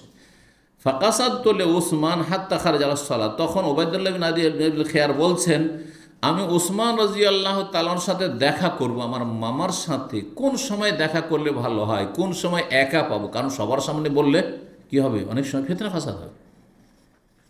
দেখেন, নেতাদেরকে যদি মনে করেন যে আমি সবার সামনে বলবো, তাহলে কোনোদিন সংশোধন হবে না, কোনো সংশোধন হবে না। আর নেতা তো দূরের কথা, আপনাদের একজনকে যে কোনো ধরেন আপনাদের মধ্যে কোনো দোষ ত্রুটি আছে, ধরেন ফজরে জামাতে যান না, আমার কাছে ধরেন খবর আছে যে এর মধ্যে অনেকে ফজরে যান না, মসজিদে কোনোদিন ফজর দেখা যায় না, আপনার আশেপাশের লোকেরা বলছে। আপনাদের এই কয়জন লোকের সামনে যদি ওকে দাঁড় করে দিয়ে আপনি ফজর কেন পড়েন না, তাহলে শেয়ার সেন্টারে আসবে? আপনি নিজের মান সম্মান নিয়ে এত মরছেন, তো সরকার বা নেতা এমপি মিনিস্টার তারা তাদের নিজের মান সম্মান নিয়ে কত মরছে, তারা চিন্তা করতে দেখি কত মরিয়া তারা। বুঝতে পারছেন না? এই জন্য ব্যক্তি জীবনের ভুল ত্রুটির সংশোধনের পদ্ধতি হচ্ছে একাকী বলা। একা যখন পেলেন তখন যদি বলি, আমি বললাম অথবা আপনাকেও বললেন যে ভাই আপনাকে তো ফজর দেখি না, তো কোনো মাইন্ড করবে না, ভাই উঠতে পারি না, জানতে পারি না, এটা কিছু বলবে, তাই না? কিন্তু আপনার সাথে শত্রুতা করবে না। কিন্তু সবার সামনে যদি তাকে অপমান করে, তো অপমান করা হলো, নসিহা করা হলো না, উপদেশ দেওয়া হলো না। ঠিক ওই রকম বিষয়টি। তো আজকাল যারা ওই মঞ্চে উঠে আর স্টেজে অথবা জুমার খুতবায় উঠে সরকার বিরোধী কথা বলে, তারা কোনোদিন সংশোধন করতে পারে না, আর তাদের দ্বারা কোনোদিন সংশোধন হবেও না। আর তাদের উদ্দেশ্য সংশোধন করা নয়, কি করা? জনগণকে খুশি করা। আছে, সাহস আছে বেটার, বক্তা না, কিছু ভয় করে না, জেল টেল কিচ্ছু ভয় করে না। দিল চ্যালেঞ্জ ছুড়ে দিল, জেল খাটাবার অভ্যাস আছে, কি করবে, আমার ফাঁসিতে চড়াবে। এগুলো হচ্ছে আমাদের দেশীয় বক্তব্য। আর এতে মূর্খ সমাজ মনে করছে আছে। আর এরা সৌদি আরবে না, এরা সরকারের চামচা সব। আরে কি পেয়েছি সরকারের কাছে তোমাদের? কিছু তো পাইনি আমরা। কিন্তু এটা তো ইসলামী তরিকা না। আসলে অপমান করা, অপদস্থ করা, উদ্দেশ্য আপনার কি? অপমান করা না সংশোধন করা? সংশোধন হলে সংশোধনের তরিকায় আসতে হবে। বুঝা গেছে না? জি। তো বলছেন উসমান রাদিয়াল্লাহু তাআলা আনহুকে আমি উদ্দেশ্য করলাম যে কোন সময় বললে সুবিধা হয়। হাত্তা খারাজা ইলাস সালাহ, কখন পায় একা, কখন একা পায়। বাড়ি থেকে যখন তিনি ইমামতি করে মসজিদে যাচ্ছেন, ওই সময়টাই সবচেয়ে ভালো সময়, ওই সময়টাই ভালো সময়। একা থাকবেন, রাস্তায় যাচ্ছেন বাড়ি থেকে মসজিদের উদ্দেশ্যে, ভালো কাজে, ওই সময় বলবো। ঠিক বল তো ইন্নালি এলাইকা হাজাতান ওয়াহিয়া নাসিহাতুল্লাহ। তখন এই ভাগিনা মামাকে বলছে যে আপনার সাথে আমার একটি প্রয়োজন রয়েছে, সেটি হচ্ছে আপনার হিতাকাঙ্ক্ষী হওয়া, আপনার জন্য নসিহা, আপনার জন্য নসিহা। তো নসিহা করার জন্য বড় হওয়া জরুরি নয়, ছোট বড়কে নসিহা করতে পারে, কিন্তু নসিহা মানে হচ্ছে হিতাকাঙ্ক্ষী হওয়া। নসিহা মানে অপদস্থ করা, লাঞ্ছিত করা নয়। আর এর বিপরীত হচ্ছে ফজিহা। আরবিতে দুটো পাশাপাশি শব্দ, উচ্চারণে একই রকমের কাছাকাছি, নসিহা আর ফজিহা। নসিহা মানে হচ্ছে হিতাকাঙ্ক্ষী হওয়া, উপদেশ দেওয়া, আর ফজিহা মানে লাঞ্ছিত করা, অপদস্থ করা। যদি সবার সামনে বলি, আপনার টাকার উপরে কাপড় কেন, হ্যাঁ না টাকার নিচে কাপড় কেন, আর কাপড়টা আপনি এইভাবে ফোল্ড করে কেন রেখেছেন, কাপড় আপনি এইভাবে পরবেন, হারাম কাপড়, জাহান্নামে যাবেন, সংশোধন হবে, এমন টান দেবে, হ্যাঁ যে এখনই বেরিয়ে হাঁটবে, এখনই বেরিয়ে সুসুর করে হাঁটবে, তাই না? আর জীবনেও আসবে না, ঠিক কিনা? কিন্তু একা যদি থাকি, লিফটে ধরেন ও আছে আর আমি আছি, কী ব্যাপার, টাকার নিচে কেন কাপড় দিতে, হারাম হারাম, এটা জানেন না আপনি, কোনো অসুবিধা নেই, কারণ তো অপদস্থ হইল না, শুধু আমিই জানলাম, আমি তো জানছিও, বুঝছেন না? নসিহার ফজিহাতে এটা পার্থক্য, যে আপনি কাউকে অপমান করছেন, হ্যাঁ নিজের মনের আক্রোশ মিটাচ্ছেন, নাকি আপনি তার খাইর খাই করছেন, আপনি কল্যাণ কামনা করছেন, তার জন্য হেদায়েত কামনা করছেন। জি, তো সেটি আপনার জন্য নসিহত। কাকে বলছেন? উসমান খলিফাকে বলছেন, দেশের তিনি শাসক খলিফা, আপনাকে আমি নসিহা করার জন্য এসেছি। কালা আইয়ুহাল মারউ মিনকা, হে লোক, ভাগিনাকে বলছে, হে লোক, তোমার থেকে আমি আশ্রয় কামনা করছি, মানে তোমার অনিষ্ট থেকে আশ্রয় কামনা করছি। এই কথা শোনার পরে হয়তো উসমান রাদিয়াল্লাহু তাআলা ভেবেছেন যে কি বলতে কি বলে, আর হয়তো উল্টো পাল্টা একটা কোনো কথা বলে দিবে নসিহার নামে, তখন আমি তো একজন মানুষ, তখন আমিও হয়তো প্রতিক্রিয়ামূলক কিছু বলে দেবো, একটা ঝামেলা হইতে পারে। সেই জন্য তিনি আশ্রয় কামনা করেছেন, যে তোমার অনিষ্ট থেকে কি আশ্রয় কামনা করছি। এটা কোনো খারাপ জিনিস নয়, যদি আমরা শরীয়ত বুঝি তো কোনো খারাপ নয়। আমরা নিজেদের অনিষ্ট থেকে আশ্রয় কামনা করা আল্লাহ শিখিয়েছেন, নবী শিখিয়েছেন। জি, সুন্নতি খুতবাতুল হাজা মুখস্থ আছেন আপনাদের, যারা মাশাআল্লাহ কিছুটা শিখেছেন। ইন্নাল হামদালিল্লাহ নাহমাদুহু ওয়া নাস্তাইনুহু ওয়া নাস্তাগফিরুহু ওয়া নাউযু বিল্লাহি মিন শুরুরি আনফুসিনা। নাউযু বিল্লাহি মিন শুরুরি আনফুসিনা মানে কি? আল্লাহর কাছে আশ্রয় কামনা করছি নিজের অনিষ্ট থেকে। আগে নিজের অনিষ্ট থেকে আশ্রয় কামনা। আপনার অনিষ্টর চাইতে আমার অনিষ্ট বেশি খারাপ, কারণ আপনি যদি ক্ষতি করেন তো আমি তো সতর্ক, হ্যাঁ যদি মনে করি যে আপনার দ্বারা আমার ক্ষতি হতে পারে তো আমি তো সতর্ক, কিন্তু আমার দ্বারা যদি আমার ক্ষতি হয় তো আমি সতর্ক না, কারণ আমি নিজেরই ক্ষতি করছি। যারা ব্লু ফিল্ম দেখছেন, এই যে রাতের অন্ধকারে যাবেন রুমে একাই গিয়ে দেখতে আছেন, আপনি নিজের ক্ষতি নিজেই করছেন, ঠিক কিনা? নির্জনে বিভিন্ন পাপ করছেন, হারাম খাচ্ছেন, হারাম উপার্জন করছেন, আপনার কোম্পানিও জানতে পারলো না, বা আপনার রুমমেটও জানতে পারলো না, কেউ বুঝতে পারলো না, কিন্তু আপনি হারাম চুরি করছেন, বেইমানি করছেন ইত্যাদি। তো আপনি নিজের ক্ষতি নিজেই করছেন। পরের ক্ষতি থেকে বাঁচা সহজ, কিন্তু নিজের ক্ষতি থেকে বাঁচা অত সহজ নয় যতক্ষণ পর্যন্ত নিজে সজাগ না হবেন। এই জন্য আশ্রয় কামনা আগে নিজের অনিষ্ট থেকে, তারপরে পরের অনিষ্ট থেকে। তো তোমার থেকে আশ্রয় কামনা করছি বলে মা আমার বলছেন, ও রাহু আমি মনে করি যে তিনি বলেছেন আউযু বিল্লাহি মিনকা। এর উদ্দেশ্য হচ্ছে আউযু বিল্লাহি মিনকা, আল্লাহর কাছে আশ্রয় কামনা করছি তোমার অনিষ্ট থেকে, তোমার সাথে ঝামেলা না বেঁধে যায়, মা ভাগনাতে ঝগড়া না হয়ে যায়। কি বলবে, আর মা ভাগনার তো অনেক সময় মা ভাগনার ঝগড়াতে সম্পর্কে এমন ছিন্ন হলে যে আত্মীয়তার সম্পর্কে ছিন্ন হইতে, এমনটা যেন না হয়। ফানসারাফত, আমি তখন ফিরে গেলাম, ফারাজাত ইলাইহি, তারপরে ফিরে আসলাম। এই দুইজন সাহাবী যারা প্রথম বলেছে তুমি তোমার মামার সাথে কেন কথা বলো না, মিসওয়ার বিন মাখরাম আর আব্দুর রহমান, ওদের কাছে ফিরে আসলাম।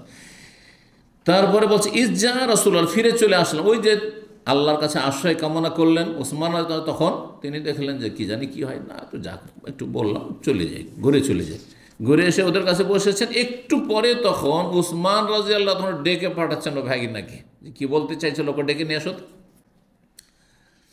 বলছেন যে হঠাৎ করে কে আসলো, ইজ্জা আর রাসূল উসমান রাদিয়াল্লাহু তাআলার পক্ষ থেকে দূত আসলো। এখানে রাসূল মানে দূত, নবীকে রাসূল কেন বলা হয়? তিনি আল্লাহর দূত, আর উসমানের পক্ষ থেকে যাকে পাঠানো হয়েছে সেও রাসূল, কিন্তু কিসের রাসূল? সে শরীয়তি রসুল না, সে হচ্ছে শাব্দিকের রসুল, সে হচ্ছে দূত। হ্যাঁ, যে যা ওকে ডেকে নিয়ে আসো, এই খবরটা দিয়ে আসো। জি, তো যা ওকে ডেকে নিয়ে আসো। ফাতেই তহু ডেকে যখন পাঠালেন উসমান, তখন আমি তার কাছে আসলাম। ফাকালা, তখন তিনি বললেন, মা নাসিহাতুকা, তুমি কি উপদেশ আমাকে দিতে চাইছিলে, বলতে চাইছিলে যে তুমি নাসিহা করবে। ফাকুল, তো তখন আমি বললাম, ইন্নাল্লাহ সুবহানাহু বাসা মুহাম্মাদান সাল্লাল্লাহু বিল হাক্কি, ভূমিকা সরাসরি নয়, কারণ সরাসরি অ্যাটাক করা আর ঘুরিয়ে পেঁচিয়ে একটু কৌশলের সাথে বলা, দুটোতে পার্থক্য আছে, দুটোতে পার্থক্য আছে।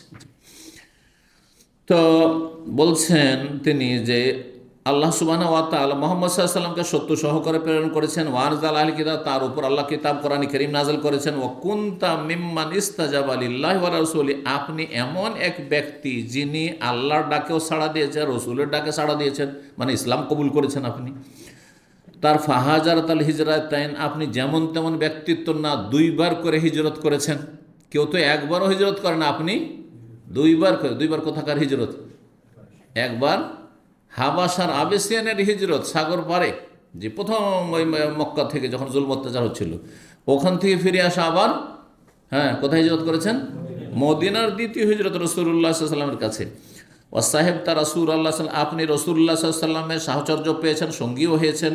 ও রায় তাহাদিয়াহু, কাছে থেকে তার আদর্শ সিরাত জীবনী দেখেছেন আপনি। ওয়াকাদ আকসার নাস ফি শানিল ওয়ালিদ, আর লোকেরা খুব বেশি সমালোচনা করেছে ওয়ালিদ সম্পর্কে, আর তাকে আপনি গভর্নর বানিয়ে রেখেছেন। এখন আসল কথায় গেলেন। কাল, তখন উসমান রাদিয়াল্লাহু তাআলা আনহু তার জবাব দিচ্ছেন, বলছেন, আদরাক্তা রাসূলুল্লাহ সাল্লাল্লাহু আলাইহি ওয়াসাল্লাম, তুমি কি রাসূলুল্লাহ সাল্লাল্লাহু আলাইহি ওয়াসাল্লামকে পেয়েছো? আমি রাসূলুল্লাহ সাল্লাল্লাহু আলাইহি ওয়াসাল্লামকে পেয়েছি, তুমি তো নিজেই বললে, কিন্তু তুমি কি পেয়েছো? ভাইগিনাকে বলছে। তখন তিনি বললেন, কুলতুল্লাহ, না, আমি রাসূলের জীবদ্দশায় পাইনি তাকে। হ্যাঁ, রাসূলুল্লাহ সাল্লাল্লাহু আলাইহি ওয়াসাল্লাম আমলে উবাইদুল্লাহ বিন আদিল খার জন্ম হয়েছে, কিন্তু তখন ছোট বাচ্চা ছিলেন, একেবারে ছোট ছিলেন, যার ফলে নবী সাল্লাল্লাহু আলাইহি ওয়াসাল্লাম থেকে সরাসরি কোনো কিছু শেখার সুযোগ তিনি পাননি। এই জন্য বললেন, না, নবীকে আমি পাইনি। ওয়ালাকিন খালাসা ইলাই মিন ইলমিহি মা ইয়াখলুসু আল আজরাই ফি সিতরিহা, তবে আমার কাছে রাসূলুল্লাহ সাল্লাল্লাহু আলাইহি ওয়াসাল্লামের ছেড়ে যাওয়া ইসলামের জ্ঞান পৌঁছেছে, যেমন মা ইয়াখলুসু আল আজরাই ফি সিতরিহা, যেমন কোনো কুমারী যুবতী, হ্যাঁ, যার সতীত্বকে স্পর্শ করেননি, যার সাথে কারো শারীরিক সম্পর্ক হয়নি, সে যদি পর্দার ভিতরে থাকে আর তারপরে কেউ যদি তাকে বিবাহ করে, তাহলে তার পূর্বে তাকে কেউ স্পর্শ করেনি। ঠিক ওই রকমই আমার কাছে খাঁটি নির্ভেজাল এলম রাসূলুল্লাহ সাল্লাল্লাহু আলাইহি ওয়াসাল্লাম ছেড়ে যাও আমার কাছে পৌঁছেছে, যদিও সরাসরি আমি নবী থেকে এলেম হাসিল করতে পাইনি, সময় পাইনি। কালাম্মাবাদ, তখন উসমান বলছেন, অতবার শোনো, ফাইনাল্লাহ বাসা মুহাম্মদ সাল্লাল্লাহু বিল হাক্কি, আল্লাহ রাব্বুল আলামিন মুহাম্মদ সাল্লাল্লাহু আলাইহি ওয়াসাল্লাম সত্য সহকারে পাঠিয়েছেন। ফাকুনতু মিম্মান ইস্তাজাবা লিল্লাহি ওয়া রাসূলি, আমি ওই সব লোকের অন্তর্ভুক্ত যারা আল্লাহর ডাকে সাড়া দিয়েছেন, রসুলের ডাকে সাড়া দিয়েছেন। ও আমানতু বিমা বুইসা বিহি, তিনি জানিয়ে প্রেরিত হয়েছেন তার প্রতি আমি ঈমান নিয়ে এসেছি। ওয়া হাজারতুল হিজরাতাইন, দুইবার করে আমি হিজরত করেছি। কামা কুলতু, তুমি যেমনটা বললে এসব আমি করেছি। তারপর ওয়া সাহেব তো রাসূলুল্লাহ, আমি রাসূলুল্লাহ সাল্লাল্লাহু আলাইহি ওয়াসাল্লামের সঙ্গীও হয়েছি। ওয়া বায়াত, তার সাথে আমি শপথও করেছি, বায়াতও করেছি। ফাওয়াল্লাহি, আল্লাহর কসম করেছি, মা আসাইতু, আমি জীবনে কোনোদিন নবী সাল্লাল্লাহু আলাইহি ওয়াসাল্লামের বিরুদ্ধাচরণ নাফরমানি করিনি। ওয়ালা গাশাস্তহু, নবী সাল্লাল্লাহু আলাইহি ওয়াসাল্লামের সাথে কোনোদিন আমি প্রতারণাও করিনি আর খেয়ানতও করেনি। হাত্তা তাওয়াফাহুল্লাহ, যতদিন পর্যন্ত আল্লাহ তাকে ওয়াফাত দেননি, মানে তার শেষ জীবন পর্যন্ত নবী সাল্লাল্লাহু আলাইহি ওয়াসাল্লামের সাথে আমি আমার সমস্ত আনুগত্য এবং ওয়াদা পূরণ করেছি, কোনো রকম নাফরমানি এবং কোনো ধোঁকাবাজি করিনি। সুম্মা আবু বকর, তারপর আবু বকর খলিফা হলেন, তার সাথে সেই আচরণই করেছি, তার সাথে কোনো খেয়ানত করিনি, কোনো রকমের আমি তার সাথে বেঈমানি করিনি, খারাপ আচরণ করিনি। সুম্মা ওমর, তারপর ওমর যখন খলিফা, দীর্ঘ 10 বছর 10.5 বছর খলিফা, তার সাথেও সেই ভালো আচরণই আমি করেছি। সুম্মা ইস্তুখলিফতু, তারপরে আমাকে খলিফা বানানো হয়েছে, আমাকে কী করা হয়েছে? খলিফা বানানো হয়েছে। আফালাইসা লি মিনাল হাক্কি মিসলুল্লাযী লাহুম, তাহলে বলো, যেমন আবু বকরের হক রয়েছে, যেমন ওমরের হক রয়েছে, যে তারাকে তোমরা খলিফা হিসাবে মেনেছো, তাদের আনুগত্য করেছো, তো আমাকে মানতে হবে না? আমার কি ওই হকটা নেই, অধিকারটা নেই শাসক হিসাবে, খলিফা হিসাবে? অবশ্যই আছে, না নেই? অবশ্যই আছে। তাহলে তোমরা আবু বকরের সমালোচনা কোনোদিন করনি, ওমরের সমালোচনা করনি, আমার সম্পর্কে তিলকে তাল করে লোকেরা কেন সমালোচনা করছে? উদ্দেশ্য তাকে শুধু নয়, আরও যেসব লোকেরা যারা সমালোচক তাদের সম্পর্কে বলতে চাইছেন যে আমার সম্পর্কে এত বাইরে এত কথা কেন, হ্যাঁ এইসব কথা কেন তিলকে তাল করে বাড়াবাড়ি কথাবার্তা, আমার কি অধিকার নেই যে আমার মান সম্মান রক্ষা করবে এবং আমার সাথে নসিহা করলে হিতাকাঙ্ক্ষী করবে যদি কোনো ভুল বোঝাবুঝি থাকে তোমাদের। কৌতবালা তখন ওবায়দুল্লাহ বলছেন ভাগিনা যে হ্যাঁ অবশ্যই আপনারও সেই হক রয়েছে যে আপনাকে আমরা ওইভাবেই মানব।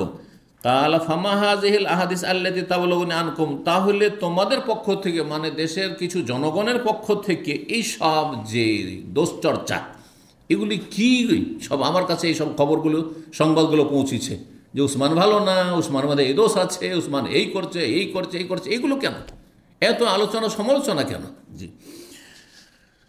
তখন বললেন, তারপরে বলছেন উসমান রাদিয়াল্লাহু তাআলা আনহু যে ওয়ালিদের বিষয়টি শোনো, আম্মা মা যাকারতা মিন শানিল ওয়ালিদ, ওয়ালিদ বিন উকবা সম্পর্কে যে তোমরা বললে বা তুমি বললে যে তার কেন শাস্তি দেওয়া হয় না, ফাসানাখুযু ফীহি বিল হক ইনশাআল্লাহ তাআলা, আল্লাহ তাআলা চাইলে অবশ্যই তার ক্ষেত্রে আমি হকের দণ্ডবিধান বা দণ্ডবিধানের হক বাস্তবায়ন করব, মানে আমি শাস্তি তার অবশ্য দেব। সুম্মা দা আলিয়ান, তারপরে তদন্ত শেষে আলী রাদিয়াল্লাহু তাআলা আনহুকে ডেকে বললেন যে তুমি কি করো, এই ওয়ালিদকে যে সেখানকার গভর্নরকে, হ্যাঁ আজকাল সম্ভব কোনো মন্ত্রীকে পানিশমেন্ট করবেন, হ্যাঁ পানিশমেন্ট করলে ওই দলকে সরাইতে হবে, হ্যাঁ এই বাতিল দলকে সরাইতে, যতক্ষণ তারা হ্যাঁ রোলিং পার্টিতে আছে ক্ষমতা আছে ততক্ষণ শাস্তি দেওয়া সম্ভব নয়, তারা শাস্তির ঊর্ধ্বে চলে গেছে, ঠিক কিনা বলে? জি তো বলছেন সুম্মা দা আলিয়ান, তারপর আলী রাদিয়াল্লাহু তাআলা আনহুকে ডাকলেন কে, উসমান রাদিয়াল্লাহু ফামারহ, তাকে নির্দেশ দিলেন আইয়ুজলাদা, যে একে যেন বেত্রাঘাত করা হয়, কাকে, ওয়ালিদকে যেন বেত্রাঘাত করা হয়। কতটি? ফাজালাদাহু সামান, ৮০টি বেত্রাঘাত করলেন, ৮০ কোড়া লাগালেন। 3697 নম্বর হাদিস বর্ণনা করেছেন আনাস রাদিয়াল্লাহু তাআলা আনহু, এর আগে কয়েকবার এসেছে হাদিসটি, কালকেও এসেছে। সাইদা রাসূলুল্লাহ ওহুদান, রাসূলুল্লাহ একদিন ওহুদ পাহাড়ের ওপর চাপলেন, ওমাহু আবু বকরিন, সেই সময় তার সাথে কে ছিলেন, আবু বকর ছিলেন, উমর ছিলেন, উসমান ছিলেন। ফারাজা ফাত, ওহুদ পাহাড় তত্তর করে কাঁপতে শুরু করলো। ফাকাল রাসূলুল্লাহ বলে উসকুন, এখানে উসকুন রয়েছে, গত হাদিসে উসবুত, একই অর্থ, উসবুত মানে স্থির হও, উসকুন মানে থামো। জি হে ওহুদ, হ্যাঁ উসকুন ওহুদ মানে ইয়া ওহুদ, হে ওহুদ পাহাড়, হে ওহুদ পর্বত, তুমি থামো, স্থির হও। আজন্য যারা বহবিরিজলিহি, বর্ণনাকারীর এখানে সন্দেহ হয়েছে, কিন্তু গতটাতে সন্দেহ ছিল না, যে পা দিয়ে নবী সাল্লাল্লাহু আলাইহি ওয়াসাল্লাম কী করলেন, আঘাত করলেন। আর বললেন ফালাইসা আলাইকা ইল্লা নবী, তোমার ওপর চেপে আছেন একজন নবী, একজন সিদ্দিক আর 2 জন শহীদ। 3698 নম্বর হাদিস বর্ণনা করেছেন ইবনে ওমর রাদিয়াল্লাহু তাআলা আনহুমা, বলছেন কুন্না ফি জামানিন নবী সাল্লাল্লাহু আলাইহি ওয়াসাল্লাম, আমরা নবী সাল্লাল্লাহু আলাইহি ওয়াসাল্লামের আমলে কি করতাম, বলছেন লা নাদিলু বি আবি বকরিন আহাদান, আবু বকর সিদ্দিক রাদিয়াল্লাহু তাআলা আনহুর সমতুল্য কাউকে মনে করতাম না। তারপরে কাকে বলতাম, কার স্থান দিতাম, সোম্মা ওমর, তারপর ওমর, সোম্মা উসমান, তারপরে বলতাম উসমান, সোম্মা নাতরুকু আসহাবান নবী সাল্লাল্লাহু, তারপরে নবী সাল্লাল্লাহু সাহাবায়ে কেরামগণকে সবাইকে সমানভাবে ছেড়ে দিতাম। লা নুফাদিলু বাইনা, তাদের মাঝে কোনো রকমের তারতম্য করতাম না, পার্থক্য করতাম না, যে অমুক সিনিয়র তো অমুক জুনিয়র, বাকি সব সবাইকে সাধারণ যেটা মর্যাদা সাহাবায়ে কেরামদের সেটাতে রাখতাম। কিন্তু এই কয়জন, 3 জন আমরা বলতাম, আবু বকর, ওমর বলতাম, ওসমান বলতাম, আলী বলতেন না। তাহলে আলী রাদিয়াল্লাহু বলতেন না, কেন বলতেন না? এর মানে এই নয় যে ইবনে ওমর বর্ণনাকারী যে বলছেন তার আলীর সাথে কোনো বৈরিতা ছিল, অথবা তিনি ভুল কথা বলেছেন, এটাও নয়। বরং বিষয়টি হচ্ছে যে আবু বকর, ওমর, ওসমান তারা 3 জনেই বয়োজ্যেষ্ঠ ছিলেন, মুরব্বী ছিলেন। পক্ষান্তরে আলী বয়সের দিক থেকে অনেক ছোট তাদের চাইতে, সুতরাং তাকে অন্য অন্য সাহাবীদের মর্যাদা দিয়ে ওইভাবে করতেন না। কিন্তু তার নবী সাল্লাল্লাহু আলাইহি ওয়াসাল্লাম আত্মীয়তার মর্যাদা ছিল, এবং এমনি তো দিন ইসলামের মর্যাদা ছিল, ঠিক কিনা, ওটা আপন জায়গায় ছিল। কিন্তু সিরিয়াল বর্ণনা করতে গিয়ে আর কারো নাম তারা উল্লেখ করতেন না। আলী যেমন, তেমনি আব্দুর রহমান বিন আওফ, তেমনি তালহা, তেমনি জুবাইর, তেমনি সাদ বিন আবি ওয়াক্কাস, তেমনি আর আশরা মুবাশশারা বা অন্য অন্য সাহাবা, তাদের কথা।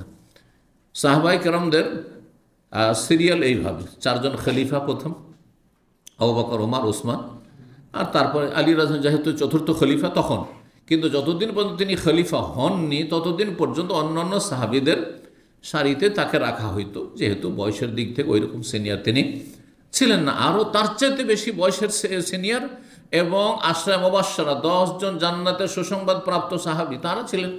এই জন্য তাদের ওপর তাকে প্রাধান্য দিয়ে তারা কেউ কথা বলতেন না, এই কথা বলছেন। খলিফা যখন হয়ে গেলেন তখন তিনি স্বাভাবিক কথা যে তার মর্যাদা সবার কাছে আর ফুটে উঠল। কিন্তু তালহা, তার জুবাইর বা আরও যে 10 জন সাহাবী, আবু উবাইদা বিন জাররাহ, যে 10 জন সাহাবী, তাদের মর্যাদা প্রথম দিকে 4 খলিফার পরেই বাকি যে আর 6 জন তাদের মর্যাদা তো 10 জন হয়ে গেল। আর তারপরে তখন কাদের মর্যাদা? 313 জন সাহাবী যারা বদরের যুদ্ধে হাজির হয়েছেন। তারপর কাদের মর্যাদা? যারা খন্দকের যুদ্ধে হাজির হয়েছেন, প্রায় 1400 সাহাবী কেরাম। হুদাইবিয়ার সন্ধিতে, ষষ্ঠ হিজরি হুদাইবিয়ার সন্ধিতে 1400 বা তার কাছাকাছি সাহাবায়ে কেরাম যে উপস্থিত হয়েছেন, তাদের বায়াতে রিজওয়ান যারা করেছেন তাদের মর্যাদা। তারপরে মর্যাদা হচ্ছে যারা মক্কা বিজয়ের আগে 8ম হিজরির আগে ইসলাম গ্রহণ করেছেন, তাদের মর্যাদা বেশি কাদের তুলনায়? যারা মক্কা বিজয়ের পরে ইসলাম গ্রহণ করেছেন তাদের তুলনায়। সুতরাং মক্কা বিজয়ের পরে ইসলাম গ্রহণ করেছেন, ধরেন উদাহরণস্বরূপ আবু সুফিয়ান। তো আবু সুফিয়ান যদিও বয়োজ্যেষ্ঠ, কিন্তু অনেক পরে ইসলাম গ্রহণ করার কারণে তার মর্যাদা অন্যের চাইতে কম। জি, এইভাবে আর কি। তো এই ছিল হাদিস। তারপরে বলছেন 3699 নম্বর হাদিস, আর এতেই ইনশাআল্লাহ তাআলা আমাদের শেষ হবে, যদিও শেষখানে তারই একটা অংশ আরেকটা হাদিস রয়েছে। হাদিসটি খুব লম্বা রয়েছে মোটামুটি। বলছেন উসমান ইবনে মওহাব জাআ রাজুলুম মিন আহলে মিসর, জনৈক ব্যক্তি মেসর থেকে আসলো, বা মেসরের অধিবাসী একজন ব্যক্তি আসলো। ওয়াহাজ্জাল বাইতার, বাইতুল্লাহর হজ করলো, মানে হজের মৌসুম ছিল। ফারা কওমান জুলুসান, তারপরে হজের মৌসুমে এসে কিছু লোককে বসা অবস্থায় দেখলেন যে এক জায়গায় বসে আছে কিছু লোক।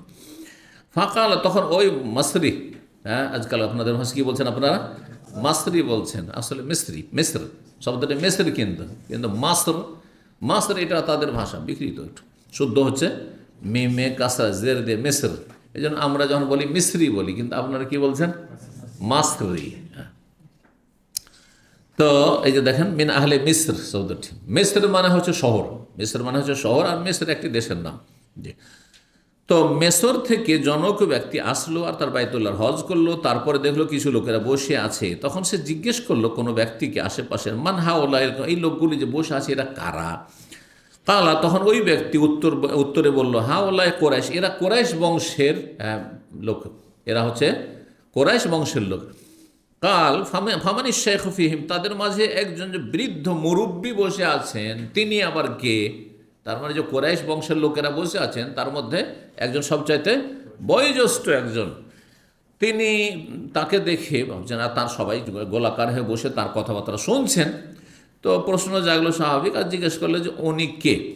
কালু, তখন লোকেরা বলল তিনি হচ্ছেন আবদুল্লাহ বিন উমার, উমার বিন খাত্তাব আমিরুল মুমিনিনের ছেলে, সিনিয়র সাহাবী আবদুল্লাহ বিন উমার রাদিয়াল্লাহু তাআলা আনহু। কালা, ওই মাসরি তখন বলছে, ইয়া ইবনে উমার, হে ইবনে উমার। জি, আজকাল বড় বড় কি উপাধি লাগাইতে হবে, উপাধি লাগাইতে হবে।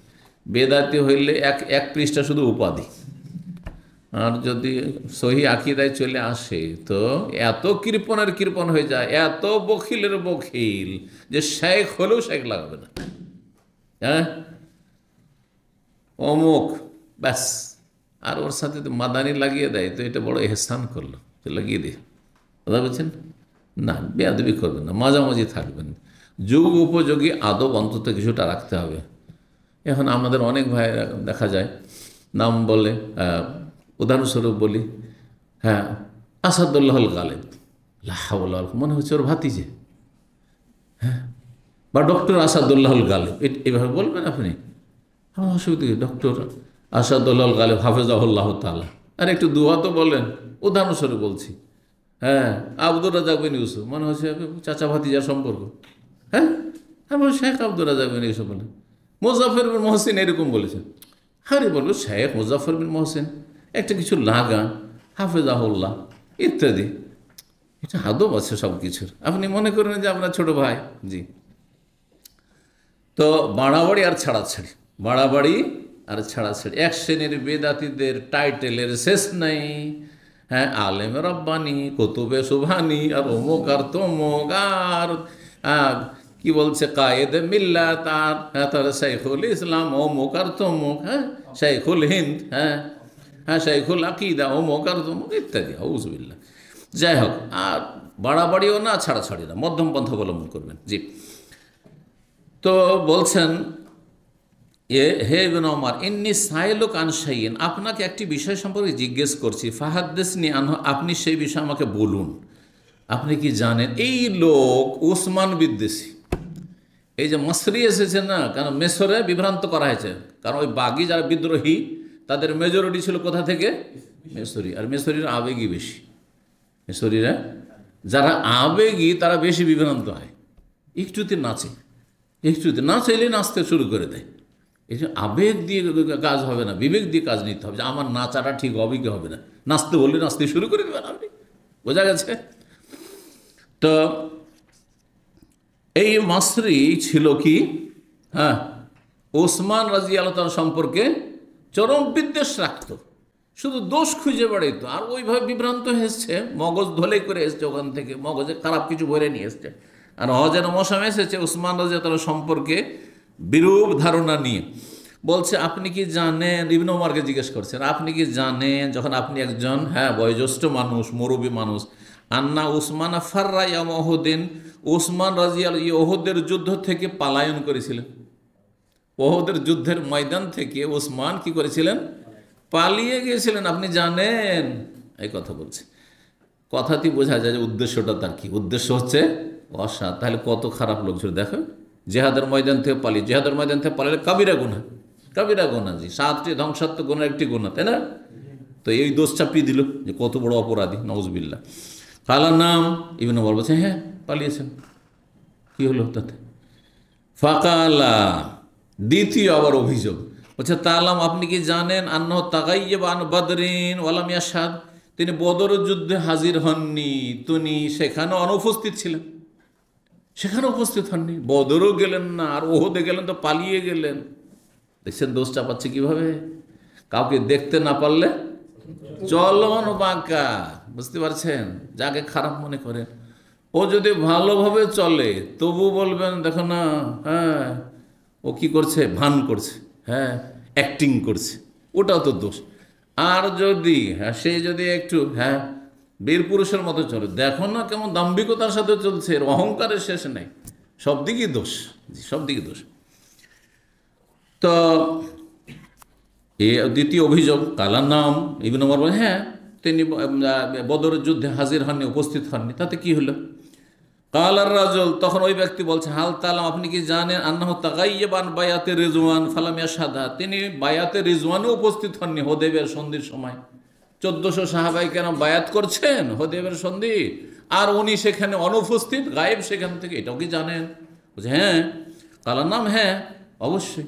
এ 3টি দোষে হ্যাঁ হ্যাঁ জবাব পর পরে মসরি তো খুব খুশি, মসরি বড়ই খুশি যে কাজ হয়ে গেছে। তাহলে আমার ধারণা তো ঠিকই আছে, সে খারাপ লোক উসমান, তাহলে নাউজুবিল্লাহ কি খারাপ লোক, তাহলে নাউজুবিল্লাহ। কালা, তখন সে বলছে আল্লাহু আকবার, কথা তো ঠিকই, তাহলে যা শুনেছি তো কথা ঠিক। কিন্তু দেখেন এই মুরব্বী, কোরেশ বংশের মুরব্বী যিনি বিশিষ্ট সাহাবী, তিনি বলছেন এই কথা।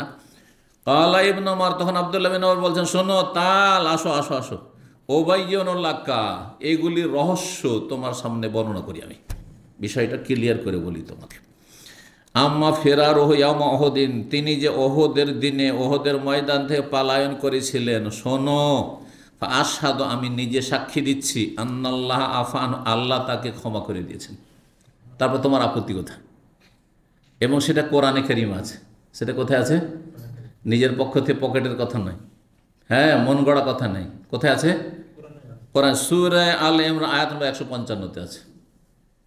সূরা আলে ইমরান আয়াত নম্বর 155। আল্লাহ বলছেন, ইন্নাল্লাযীনা তাওয়াল্লাউ মিনকুম ইয়াওমাল তাকাল জামান, নিশ্চয় তোমাদের মধ্যে যারা উল্টো দিকে ফিরে চলে এসেছিল, মানে রণক্ষেত্র থেকে, জেহাদের ময়দান থেকে, ওহদের ময়দান থেকে পালিয়ে গিয়েছিল, যখন পেছন দিক থেকে আক্রমণ হয়ে গেল আর সামনের দিক থেকে আক্রমণ, বাঁচানো মুশকিল।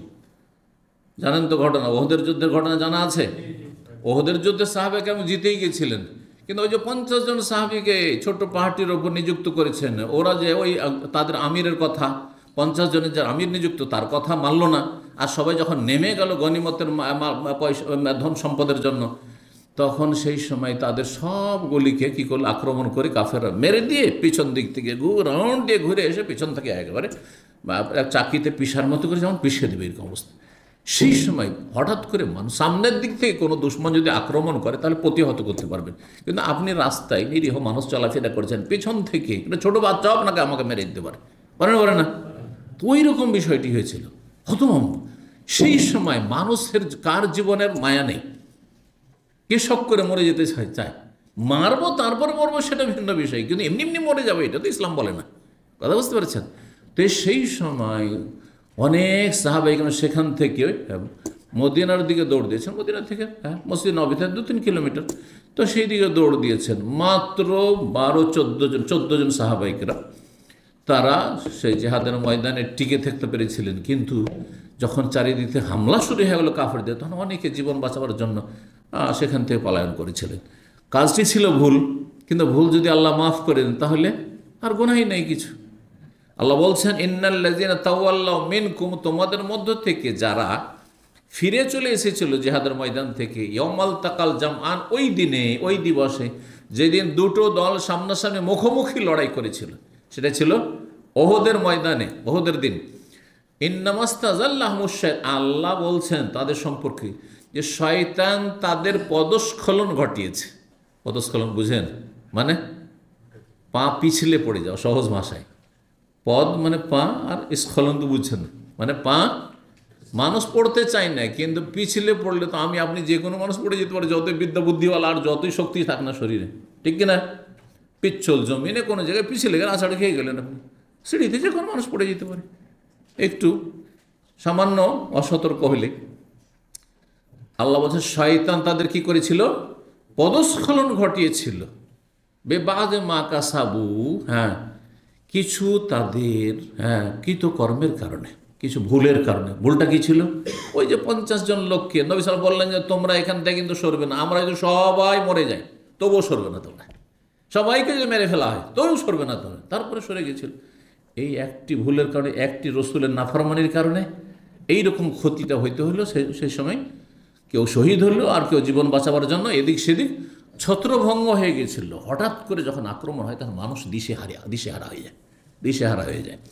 আল্লাহ তারপরে বলছেন, তারপর অংশ, ওয়ালাকাদ আফাল্লাহু আনহুম, নিঃসন্দেহে আল্লাহ তাদেরকে মাফ করে দিয়েছেন।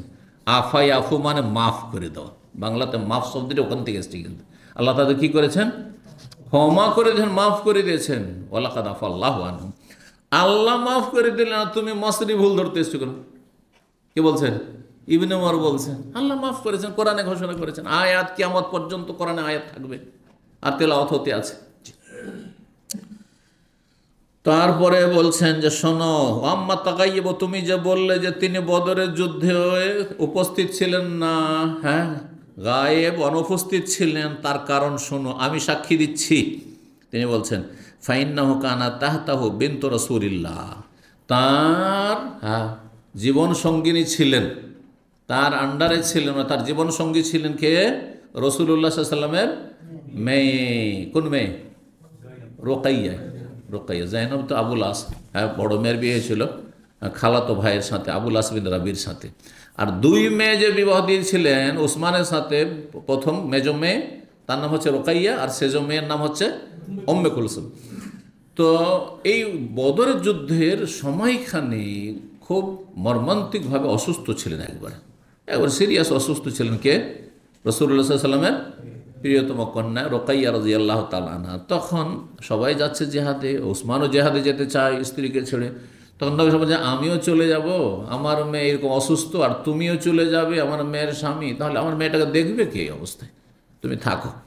মনটা খুব খারাপ ছিল উসমান না, সবাই চলে যাবে, এই প্রথম জিহাদ, আর আমি যেতে পারবো না ইয়া রাসূলুল্লাহ। তখন নবী সাল্লাল্লাহু আলাইহি ওয়াসাল্লাম সান্ত্বনা দিয়েছেন যে থাকো তুমি। তো বলছেন যে তার স্ত্রী ছিলেন, সহধর্মিণী ছিলেন রাসূলুল্লাহ সাল্লাল্লাহু আলাইহি ওয়াসাল্লাম কন্যা, ওয়াকানাত মারিজা, আর তিনি অসুস্থ ছিলেন। ফাকালাহু রাসূলুল্লাহ সাল্লাল্লাহু আলাইহি ওয়াসাল্লাম তখন বলেছিলেন উসমানকে যে তুমি যেও না, কিন্তু শুনে রাখো যতটা নেকি বদরের মুজাহিদ পাবে ততটা নেকি আল্লাহর পক্ষ থেকে তুমি পাবে, আর তার সাথে বদরের মুজাহিদরা জিতে যদি গনিমতের ধন সম্পদ পায় তাতে তাদের ভাগ বসবে, তোমারও ভাগ বসবে, কথা বলেছিলেন। আসছে কথাটি, বলছেন ইন্নাল্লাকা আজরা রাজুলিন মিম্মান শাহিদা বাদর ওয়া সাহমাহু, তোমার এমন ব্যক্তির সমপরিমাণ নেকি রয়েছে যারা উপস্থিত হবে বদরের যুদ্ধে, যদিও তুমি উপস্থিত হতে পারছো না বিশেষ কারণে, আমি তোমাকে বলছি থাকতে হবে এখানে। ওয়াসাহমাহু, এবং যেমন কোনো ব্যক্তি বদরের যুদ্ধে হাজির হয়ে ভাগ পায় ধন সম্পদে, কাফেরদের যে গনিমতের লুণ্ঠিত ধন সম্পদ তাতে তুমিও ভাগ পাবে, সাহাম মানে তোমার অংশ তাতে বসবে। তৃতীয় অভিযোগ কি ছিল, যে বায়াতে রিজওয়ানে হুদাইবিয়ার সন্ধির সময় 1400 সাহাবী সবাই বায়াত করছেন, শপথ করছেন, আর উসমান কোথায়? আরে বায়াতটাই তো ছিল উসমানের জন্য, আসলে বায়াতটা ছিলই তো উসমানের জন্য, কারণ উসমান রাদিয়াল্লাহু তাআলা আনহুর বংশের লোকেরা, মক্কাতে তারা নেতৃস্থানীয় কাফের, আর বংশের বাইরের লোককে যদি পাঠানো হয় তাহলে তো তার কোনো কথার মূল্যায়নই করবে না, বরং তাকে মেরে দিতে পারে। কিন্তু বংশীয় সম্পর্ক, রক্তের সম্পর্কের কারণে কিছুটা তো মায়া করবে, বোঝা গেছে না? আর কিছুটা তো তার কথার হয়তো মূল্য দেবে। সেই জন্য রাসূলুল্লাহ সাল্লাল্লাহু আলাইহি ওয়াসাল্লাম কথা বলার জন্য দূত হিসাবে কাকে পাঠিয়েছিলেন? ওসমানকে মক্কা পাঠিয়েছে, যাও গিয়ে কথা বলো যে আমরা তোমাদের সাথে যুদ্ধ করতেও আসিনি, আর তো আমরা কোনো ওইসব উদ্দেশ্য নিয়ে আসিনি, বরং আমরা এসেছি কিসের জন্য? শুধু ওমরা করতে এসেছি, আর ওমরা করবো আর চলে যাব, তোমরা শুধু ওমরা করতে আমাদেরকে অনুমতি দাও।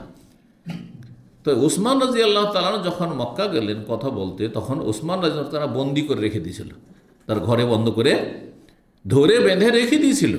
এই খবরটি যখন পৌঁছেছিল, তার সাথে শুধু যখন বন্দি করে রেখেছিল ঘরে, তখন এই গুজবটা ছড়িয়ে যায় এবং নবী সাল্লাল্লাহু আলাইহি ওয়াসাল্লামের কাছে খবর পৌঁছে যায় এই গুজবের, যে উসমান রাদিয়াল্লাহু তাআলা আনহুকে হত্যা করে দিয়েছে কাফেররা। যখন শুনতে পেলেন যে দূত, একটা দূত, আর দূতকে অপমান করা, বন্দি করা অপরাধ, এবং দূত যে কোনো দূত, দুই দেশে যদি যুদ্ধ চলে, এখন আন্তর্জাতিক আইন কিন্তু এটা আছে, 1400 বছর আগে থেকে চলে আসে, ইসলাম এই শিক্ষা দিয়েছে। দুই দেশের যুদ্ধ, দুই পক্ষের যুদ্ধ, যদি দূত পাঠানো হয় কোনো কাজের জন্য, তাহলে তাকে অপমান করা হারাম, তাকে হত্যা করা হারাম, তার সাথে খুব খারাপ আচরণ হারাম, শরীয়তে জায়েজ না। তো উসমান রাদিয়াল্লাহু তাআলা সম্পর্কে যেমন খবর আসলো নবী সাল্লাল্লাহু আলাইহি ওয়াসাল্লামের কাছে, যে তাকে কি করেছে? বন্দি করে রেখেছে, তারপর হত্যা করে দিয়েছে। হত্যার ঘটনাটি ঠিক নয়, গুজব ছিল, আর বন্দি করার কথাটি সত্য ছিল, তারপরে তারা ছেড়ে দিয়েছিল। কিন্তু তারা সম্মত হয়নি, রাজি হয়নি কি করতে? অনুমতি দিতে, যে তারা আসুক আর এসে ওমরা করে যাক। তো নবী সাল্লাল্লাহু আলাইহি ওয়াসাল্লাম যখন খবর পেলেন এইরকম, যে উসমানের সাথে এরকমটা করা হয়েছে, তখন বললেন যে তোমরা সবাই আমার হাতে হাত দিয়ে বায়াত করো, যে উসমানকে যদি শহীদ করা হয় তাহলে তার প্রতিশোধ নেব, তারপরে আমরা যাব, তার বদলার প্রতিশোধ নেব, তারপরে আমরা যাব। তো উসমান রাদিয়াল্লাহু তাআলা এখানে বায়াতে কি করে হাজির হবেন? তিনি তো মক্কায়, আর এই কাজই তো গিয়েছেন তিনি, এই খেদমতই তো আছেন, গুরুত্বপূর্ণ খেদমত, যেটা অন্যের দ্বারা সম্ভব ছিল না হয়তো ওইখানে, বোঝা গেছে? কিন্তু কিভাবে ভুল বোঝানো হয়েছে, বিভ্রান্ত করা হয়েছে, জানো, আরে উসমান হুদাইবিয়ার সন্ধিতেও হাজির না, আবার বদরেও হাজির না, আর উহুদেও হাজির নেই। জি, তো এইভাবে মানুষকে বিভ্রান্ত করা হয়। বলছেন যে বায়াতে রিজওয়ান থেকে তিনি যে অনুপস্থিত ছিলেন সেই বিষয়টি শোনো। ফালাউ কানা আহাদুন আ'আজ্জা বিবাতনি মাক্কাতা মিন উসমান লাবাসাহু মাকানাহু, যদি মক্কা নগরীতে কোন ব্যক্তি উসমানের চাইতে সম্মানিত হইতো কাফেরদের কাছে, কারণ উসমান রাদিয়াল্লাহু ধনাঢ্য ব্যক্তি, পয়সাওয়ালা ব্যক্তি, তার উসমান রাদিয়াল্লাহু অনেক ভদ্র মানুষ ছিলেন, এমন ভদ্র মানুষ, এমন লজ্জাশীল মানুষ যে কাফেররা তাকে সম্মান করতো। সবাইকে সম্মান করে না, সবাইকে সব লোক সম্মান করে না, এবং তার বংশধর সেখানে মেজরিটি ছিল, তো বংশের লোকেরা তার একটু অন্তত আত্মীয়তার লক্ষ্য রাখবে, এই জন্য তাকে পাঠিয়েছে। তার চাইতে কোনো সম্মানিত ব্যক্তি যদি কেউ হতেন তাহলে তাকে পাঠাতেন কে? রাসূলুল্লাহ সাল্লাল্লাহু আলাইহি ওয়াসাল্লাম মক্কায় প্রতিনিধি হিসাবে বা দূত হিসাবে। লাবাসাহু মাকানু, তাকে তার জায়গায় তাকে পাঠাতেন। ফাবাসা রাসূল উসমান রাদিয়াল্লাহু তাআলা আনহুকে রাসূলুল্লাহ সাল্লাল্লাহু আলাইহি ওয়াসাল্লাম পাঠিয়েছিলেন দূত হিসাবে। ওয়াকানাত বায়াতুর রিজওয়ান, সেই সময় বায়াতে রিজওয়ান হয়েছিল। এই বায়াত শপথের নাম বায়াতে রিজওয়ান কেন? কারণ আল্লাহ কোরআনে কারিমে সূরা ফাতহাতে বলেছেন যে যারা এ বায়াতে উপস্থিত হয়েছে তাদের ওপর আল্লাহ কি হয়েছেন? রাজি। লাকাদ রাদিয়াল্লাহু আনিল মুমিনিনা ইয ইউবাইউনাকা তাহতাশ শাজারা, আল্লাহ ওই সব মুমিন সাহাবায়ে কেরামদের ওপর রাজি, সন্তুষ্ট হয়ে গেছেন যারা গাছের নিচে, বাবলা গাছের নিচে কি করেছিল? শপথ করেছিল, বায়াত করেছিল। জি। তো বলছেন যে সেই সময় বায়াতে রিজওয়ান হয়েছিল বাদা মা যাহাবা উসমান ইলা মক্কা, উসমান রাদিয়াল্লাহু তাআলা মক্কা চলে যাওয়ার পরে। তো উসমান নেই সেখানে, আর এই কাজেই গিয়েছেন, আমাদের সবার কাজে গিয়েছেন, তাহলে তিনি কি করে উপস্থিত থাকবেন এখানে? আর তুমি ভুল বুঝেছ। ফাকাল রাসূলুল্লাহ বিয়াদিহিল ইউমনা, সেই সময় যখন বায়াত নিচ্ছে রাসূলুল্লাহ সাহাবায়ে কেরামদের কাছে, তখন এক হাতের সাথে আর এক হাত লাগিয়ে বলেন হাজিহি ইয়াদু উসমান, এটা হচ্ছে আমার হাত আর এটা হচ্ছে উসমান হাত, এই যে বায়াত নিচ্ছি, উসমান আমার সাথে যেন বায়াত করবেন, উসমানের পক্ষতে আমি শপথ নিচ্ছি। জি। হাজিহি ইয়াদু উসমান ফাজারা বাহবা আলাইহি, তারপরে এক হাতকে আর এক হাতের সাথে লাগিয়েছেন রাসূলুল্লাহ সাল্লাল্লাহু আলাইহি ওয়াসাল্লাম। ফাকাল হাজিহিল উসমান, এটি হচ্ছে উসমানের হাত আর এটি হচ্ছে আমার হাত, এটি উসমানের হাত আর এটি হচ্ছে আমার হাত। ফাকাল আল্লাহ ইবনে ওমর, তারপর আব্দুল্লাহ ইবনে ওমর মিসরিকে বলছেন, ওই মাসরিকে, ইযহাব বিহাল আনমাক, যাও এই তথ্যগুলি, সঠিক তথ্যগুলি নিয়ে তুমি এখন বিদায় যাও, যাও তুমি, তোমার মগজটাকে পরিষ্কার করো, তোমার বিদ্বেষ আর শত্রুতা যে রয়েছে এইটাকে তুমি দূর করো। তারপরে আর একটু রয়েছে একটি হাদিসের অংশ, আনাস রাদিয়াল্লাহু তাআলা আনহু বর্ণিত, বলেন সাইদা রাসূলুল্লাহ ওহদান, আগে হাদিসটি কিছুক্ষণ আগে কিন্তু গেল। রাসূলুল্লাহ সাল্লাল্লাহু আলাইহি ওয়াসাল্লাম একদিন ওহদ পাহাড়ের উপর চাপলেন, তার সাথে আবু বকর ছিলেন, ওমর ছিলেন, উসমান ছিলেন। ফারাজা, কাঁপতে শুরু করল পাহাড়। ফাকালা, তখন বল উসকুন ওহদ, হে ওহদ তুমি থামো, স্থির হও। আযুন্নহু দারাবাহু বিরিজলিহি, পা দ্বারা আঘাত করলেন। ফালাইসা আলাইকা ইল্লা নাবিয়্যুন ওয়া সিদ্দিকুন ওয়া শাহিদান, তোমার ওপর একজন নবী রয়েছেন, একজন সিদ্দিক রয়েছেন। সিদ্দিককে আবু বকর সিদ্দিক রাদিয়াল্লাহু তাআলা, ওয়া শাহিদান, এবং দুইজন শহীদ রয়েছেন। এখানেই আজকের আলোচনা শেষ করছি। ওয়া জাযাকুমুল্লাহু খাইরান ওয়া সাল্লাল্লাহু আলা মুহাম্মদ ওয়া আলা আলিহি ওয়া সাহবিহি আজমাইন।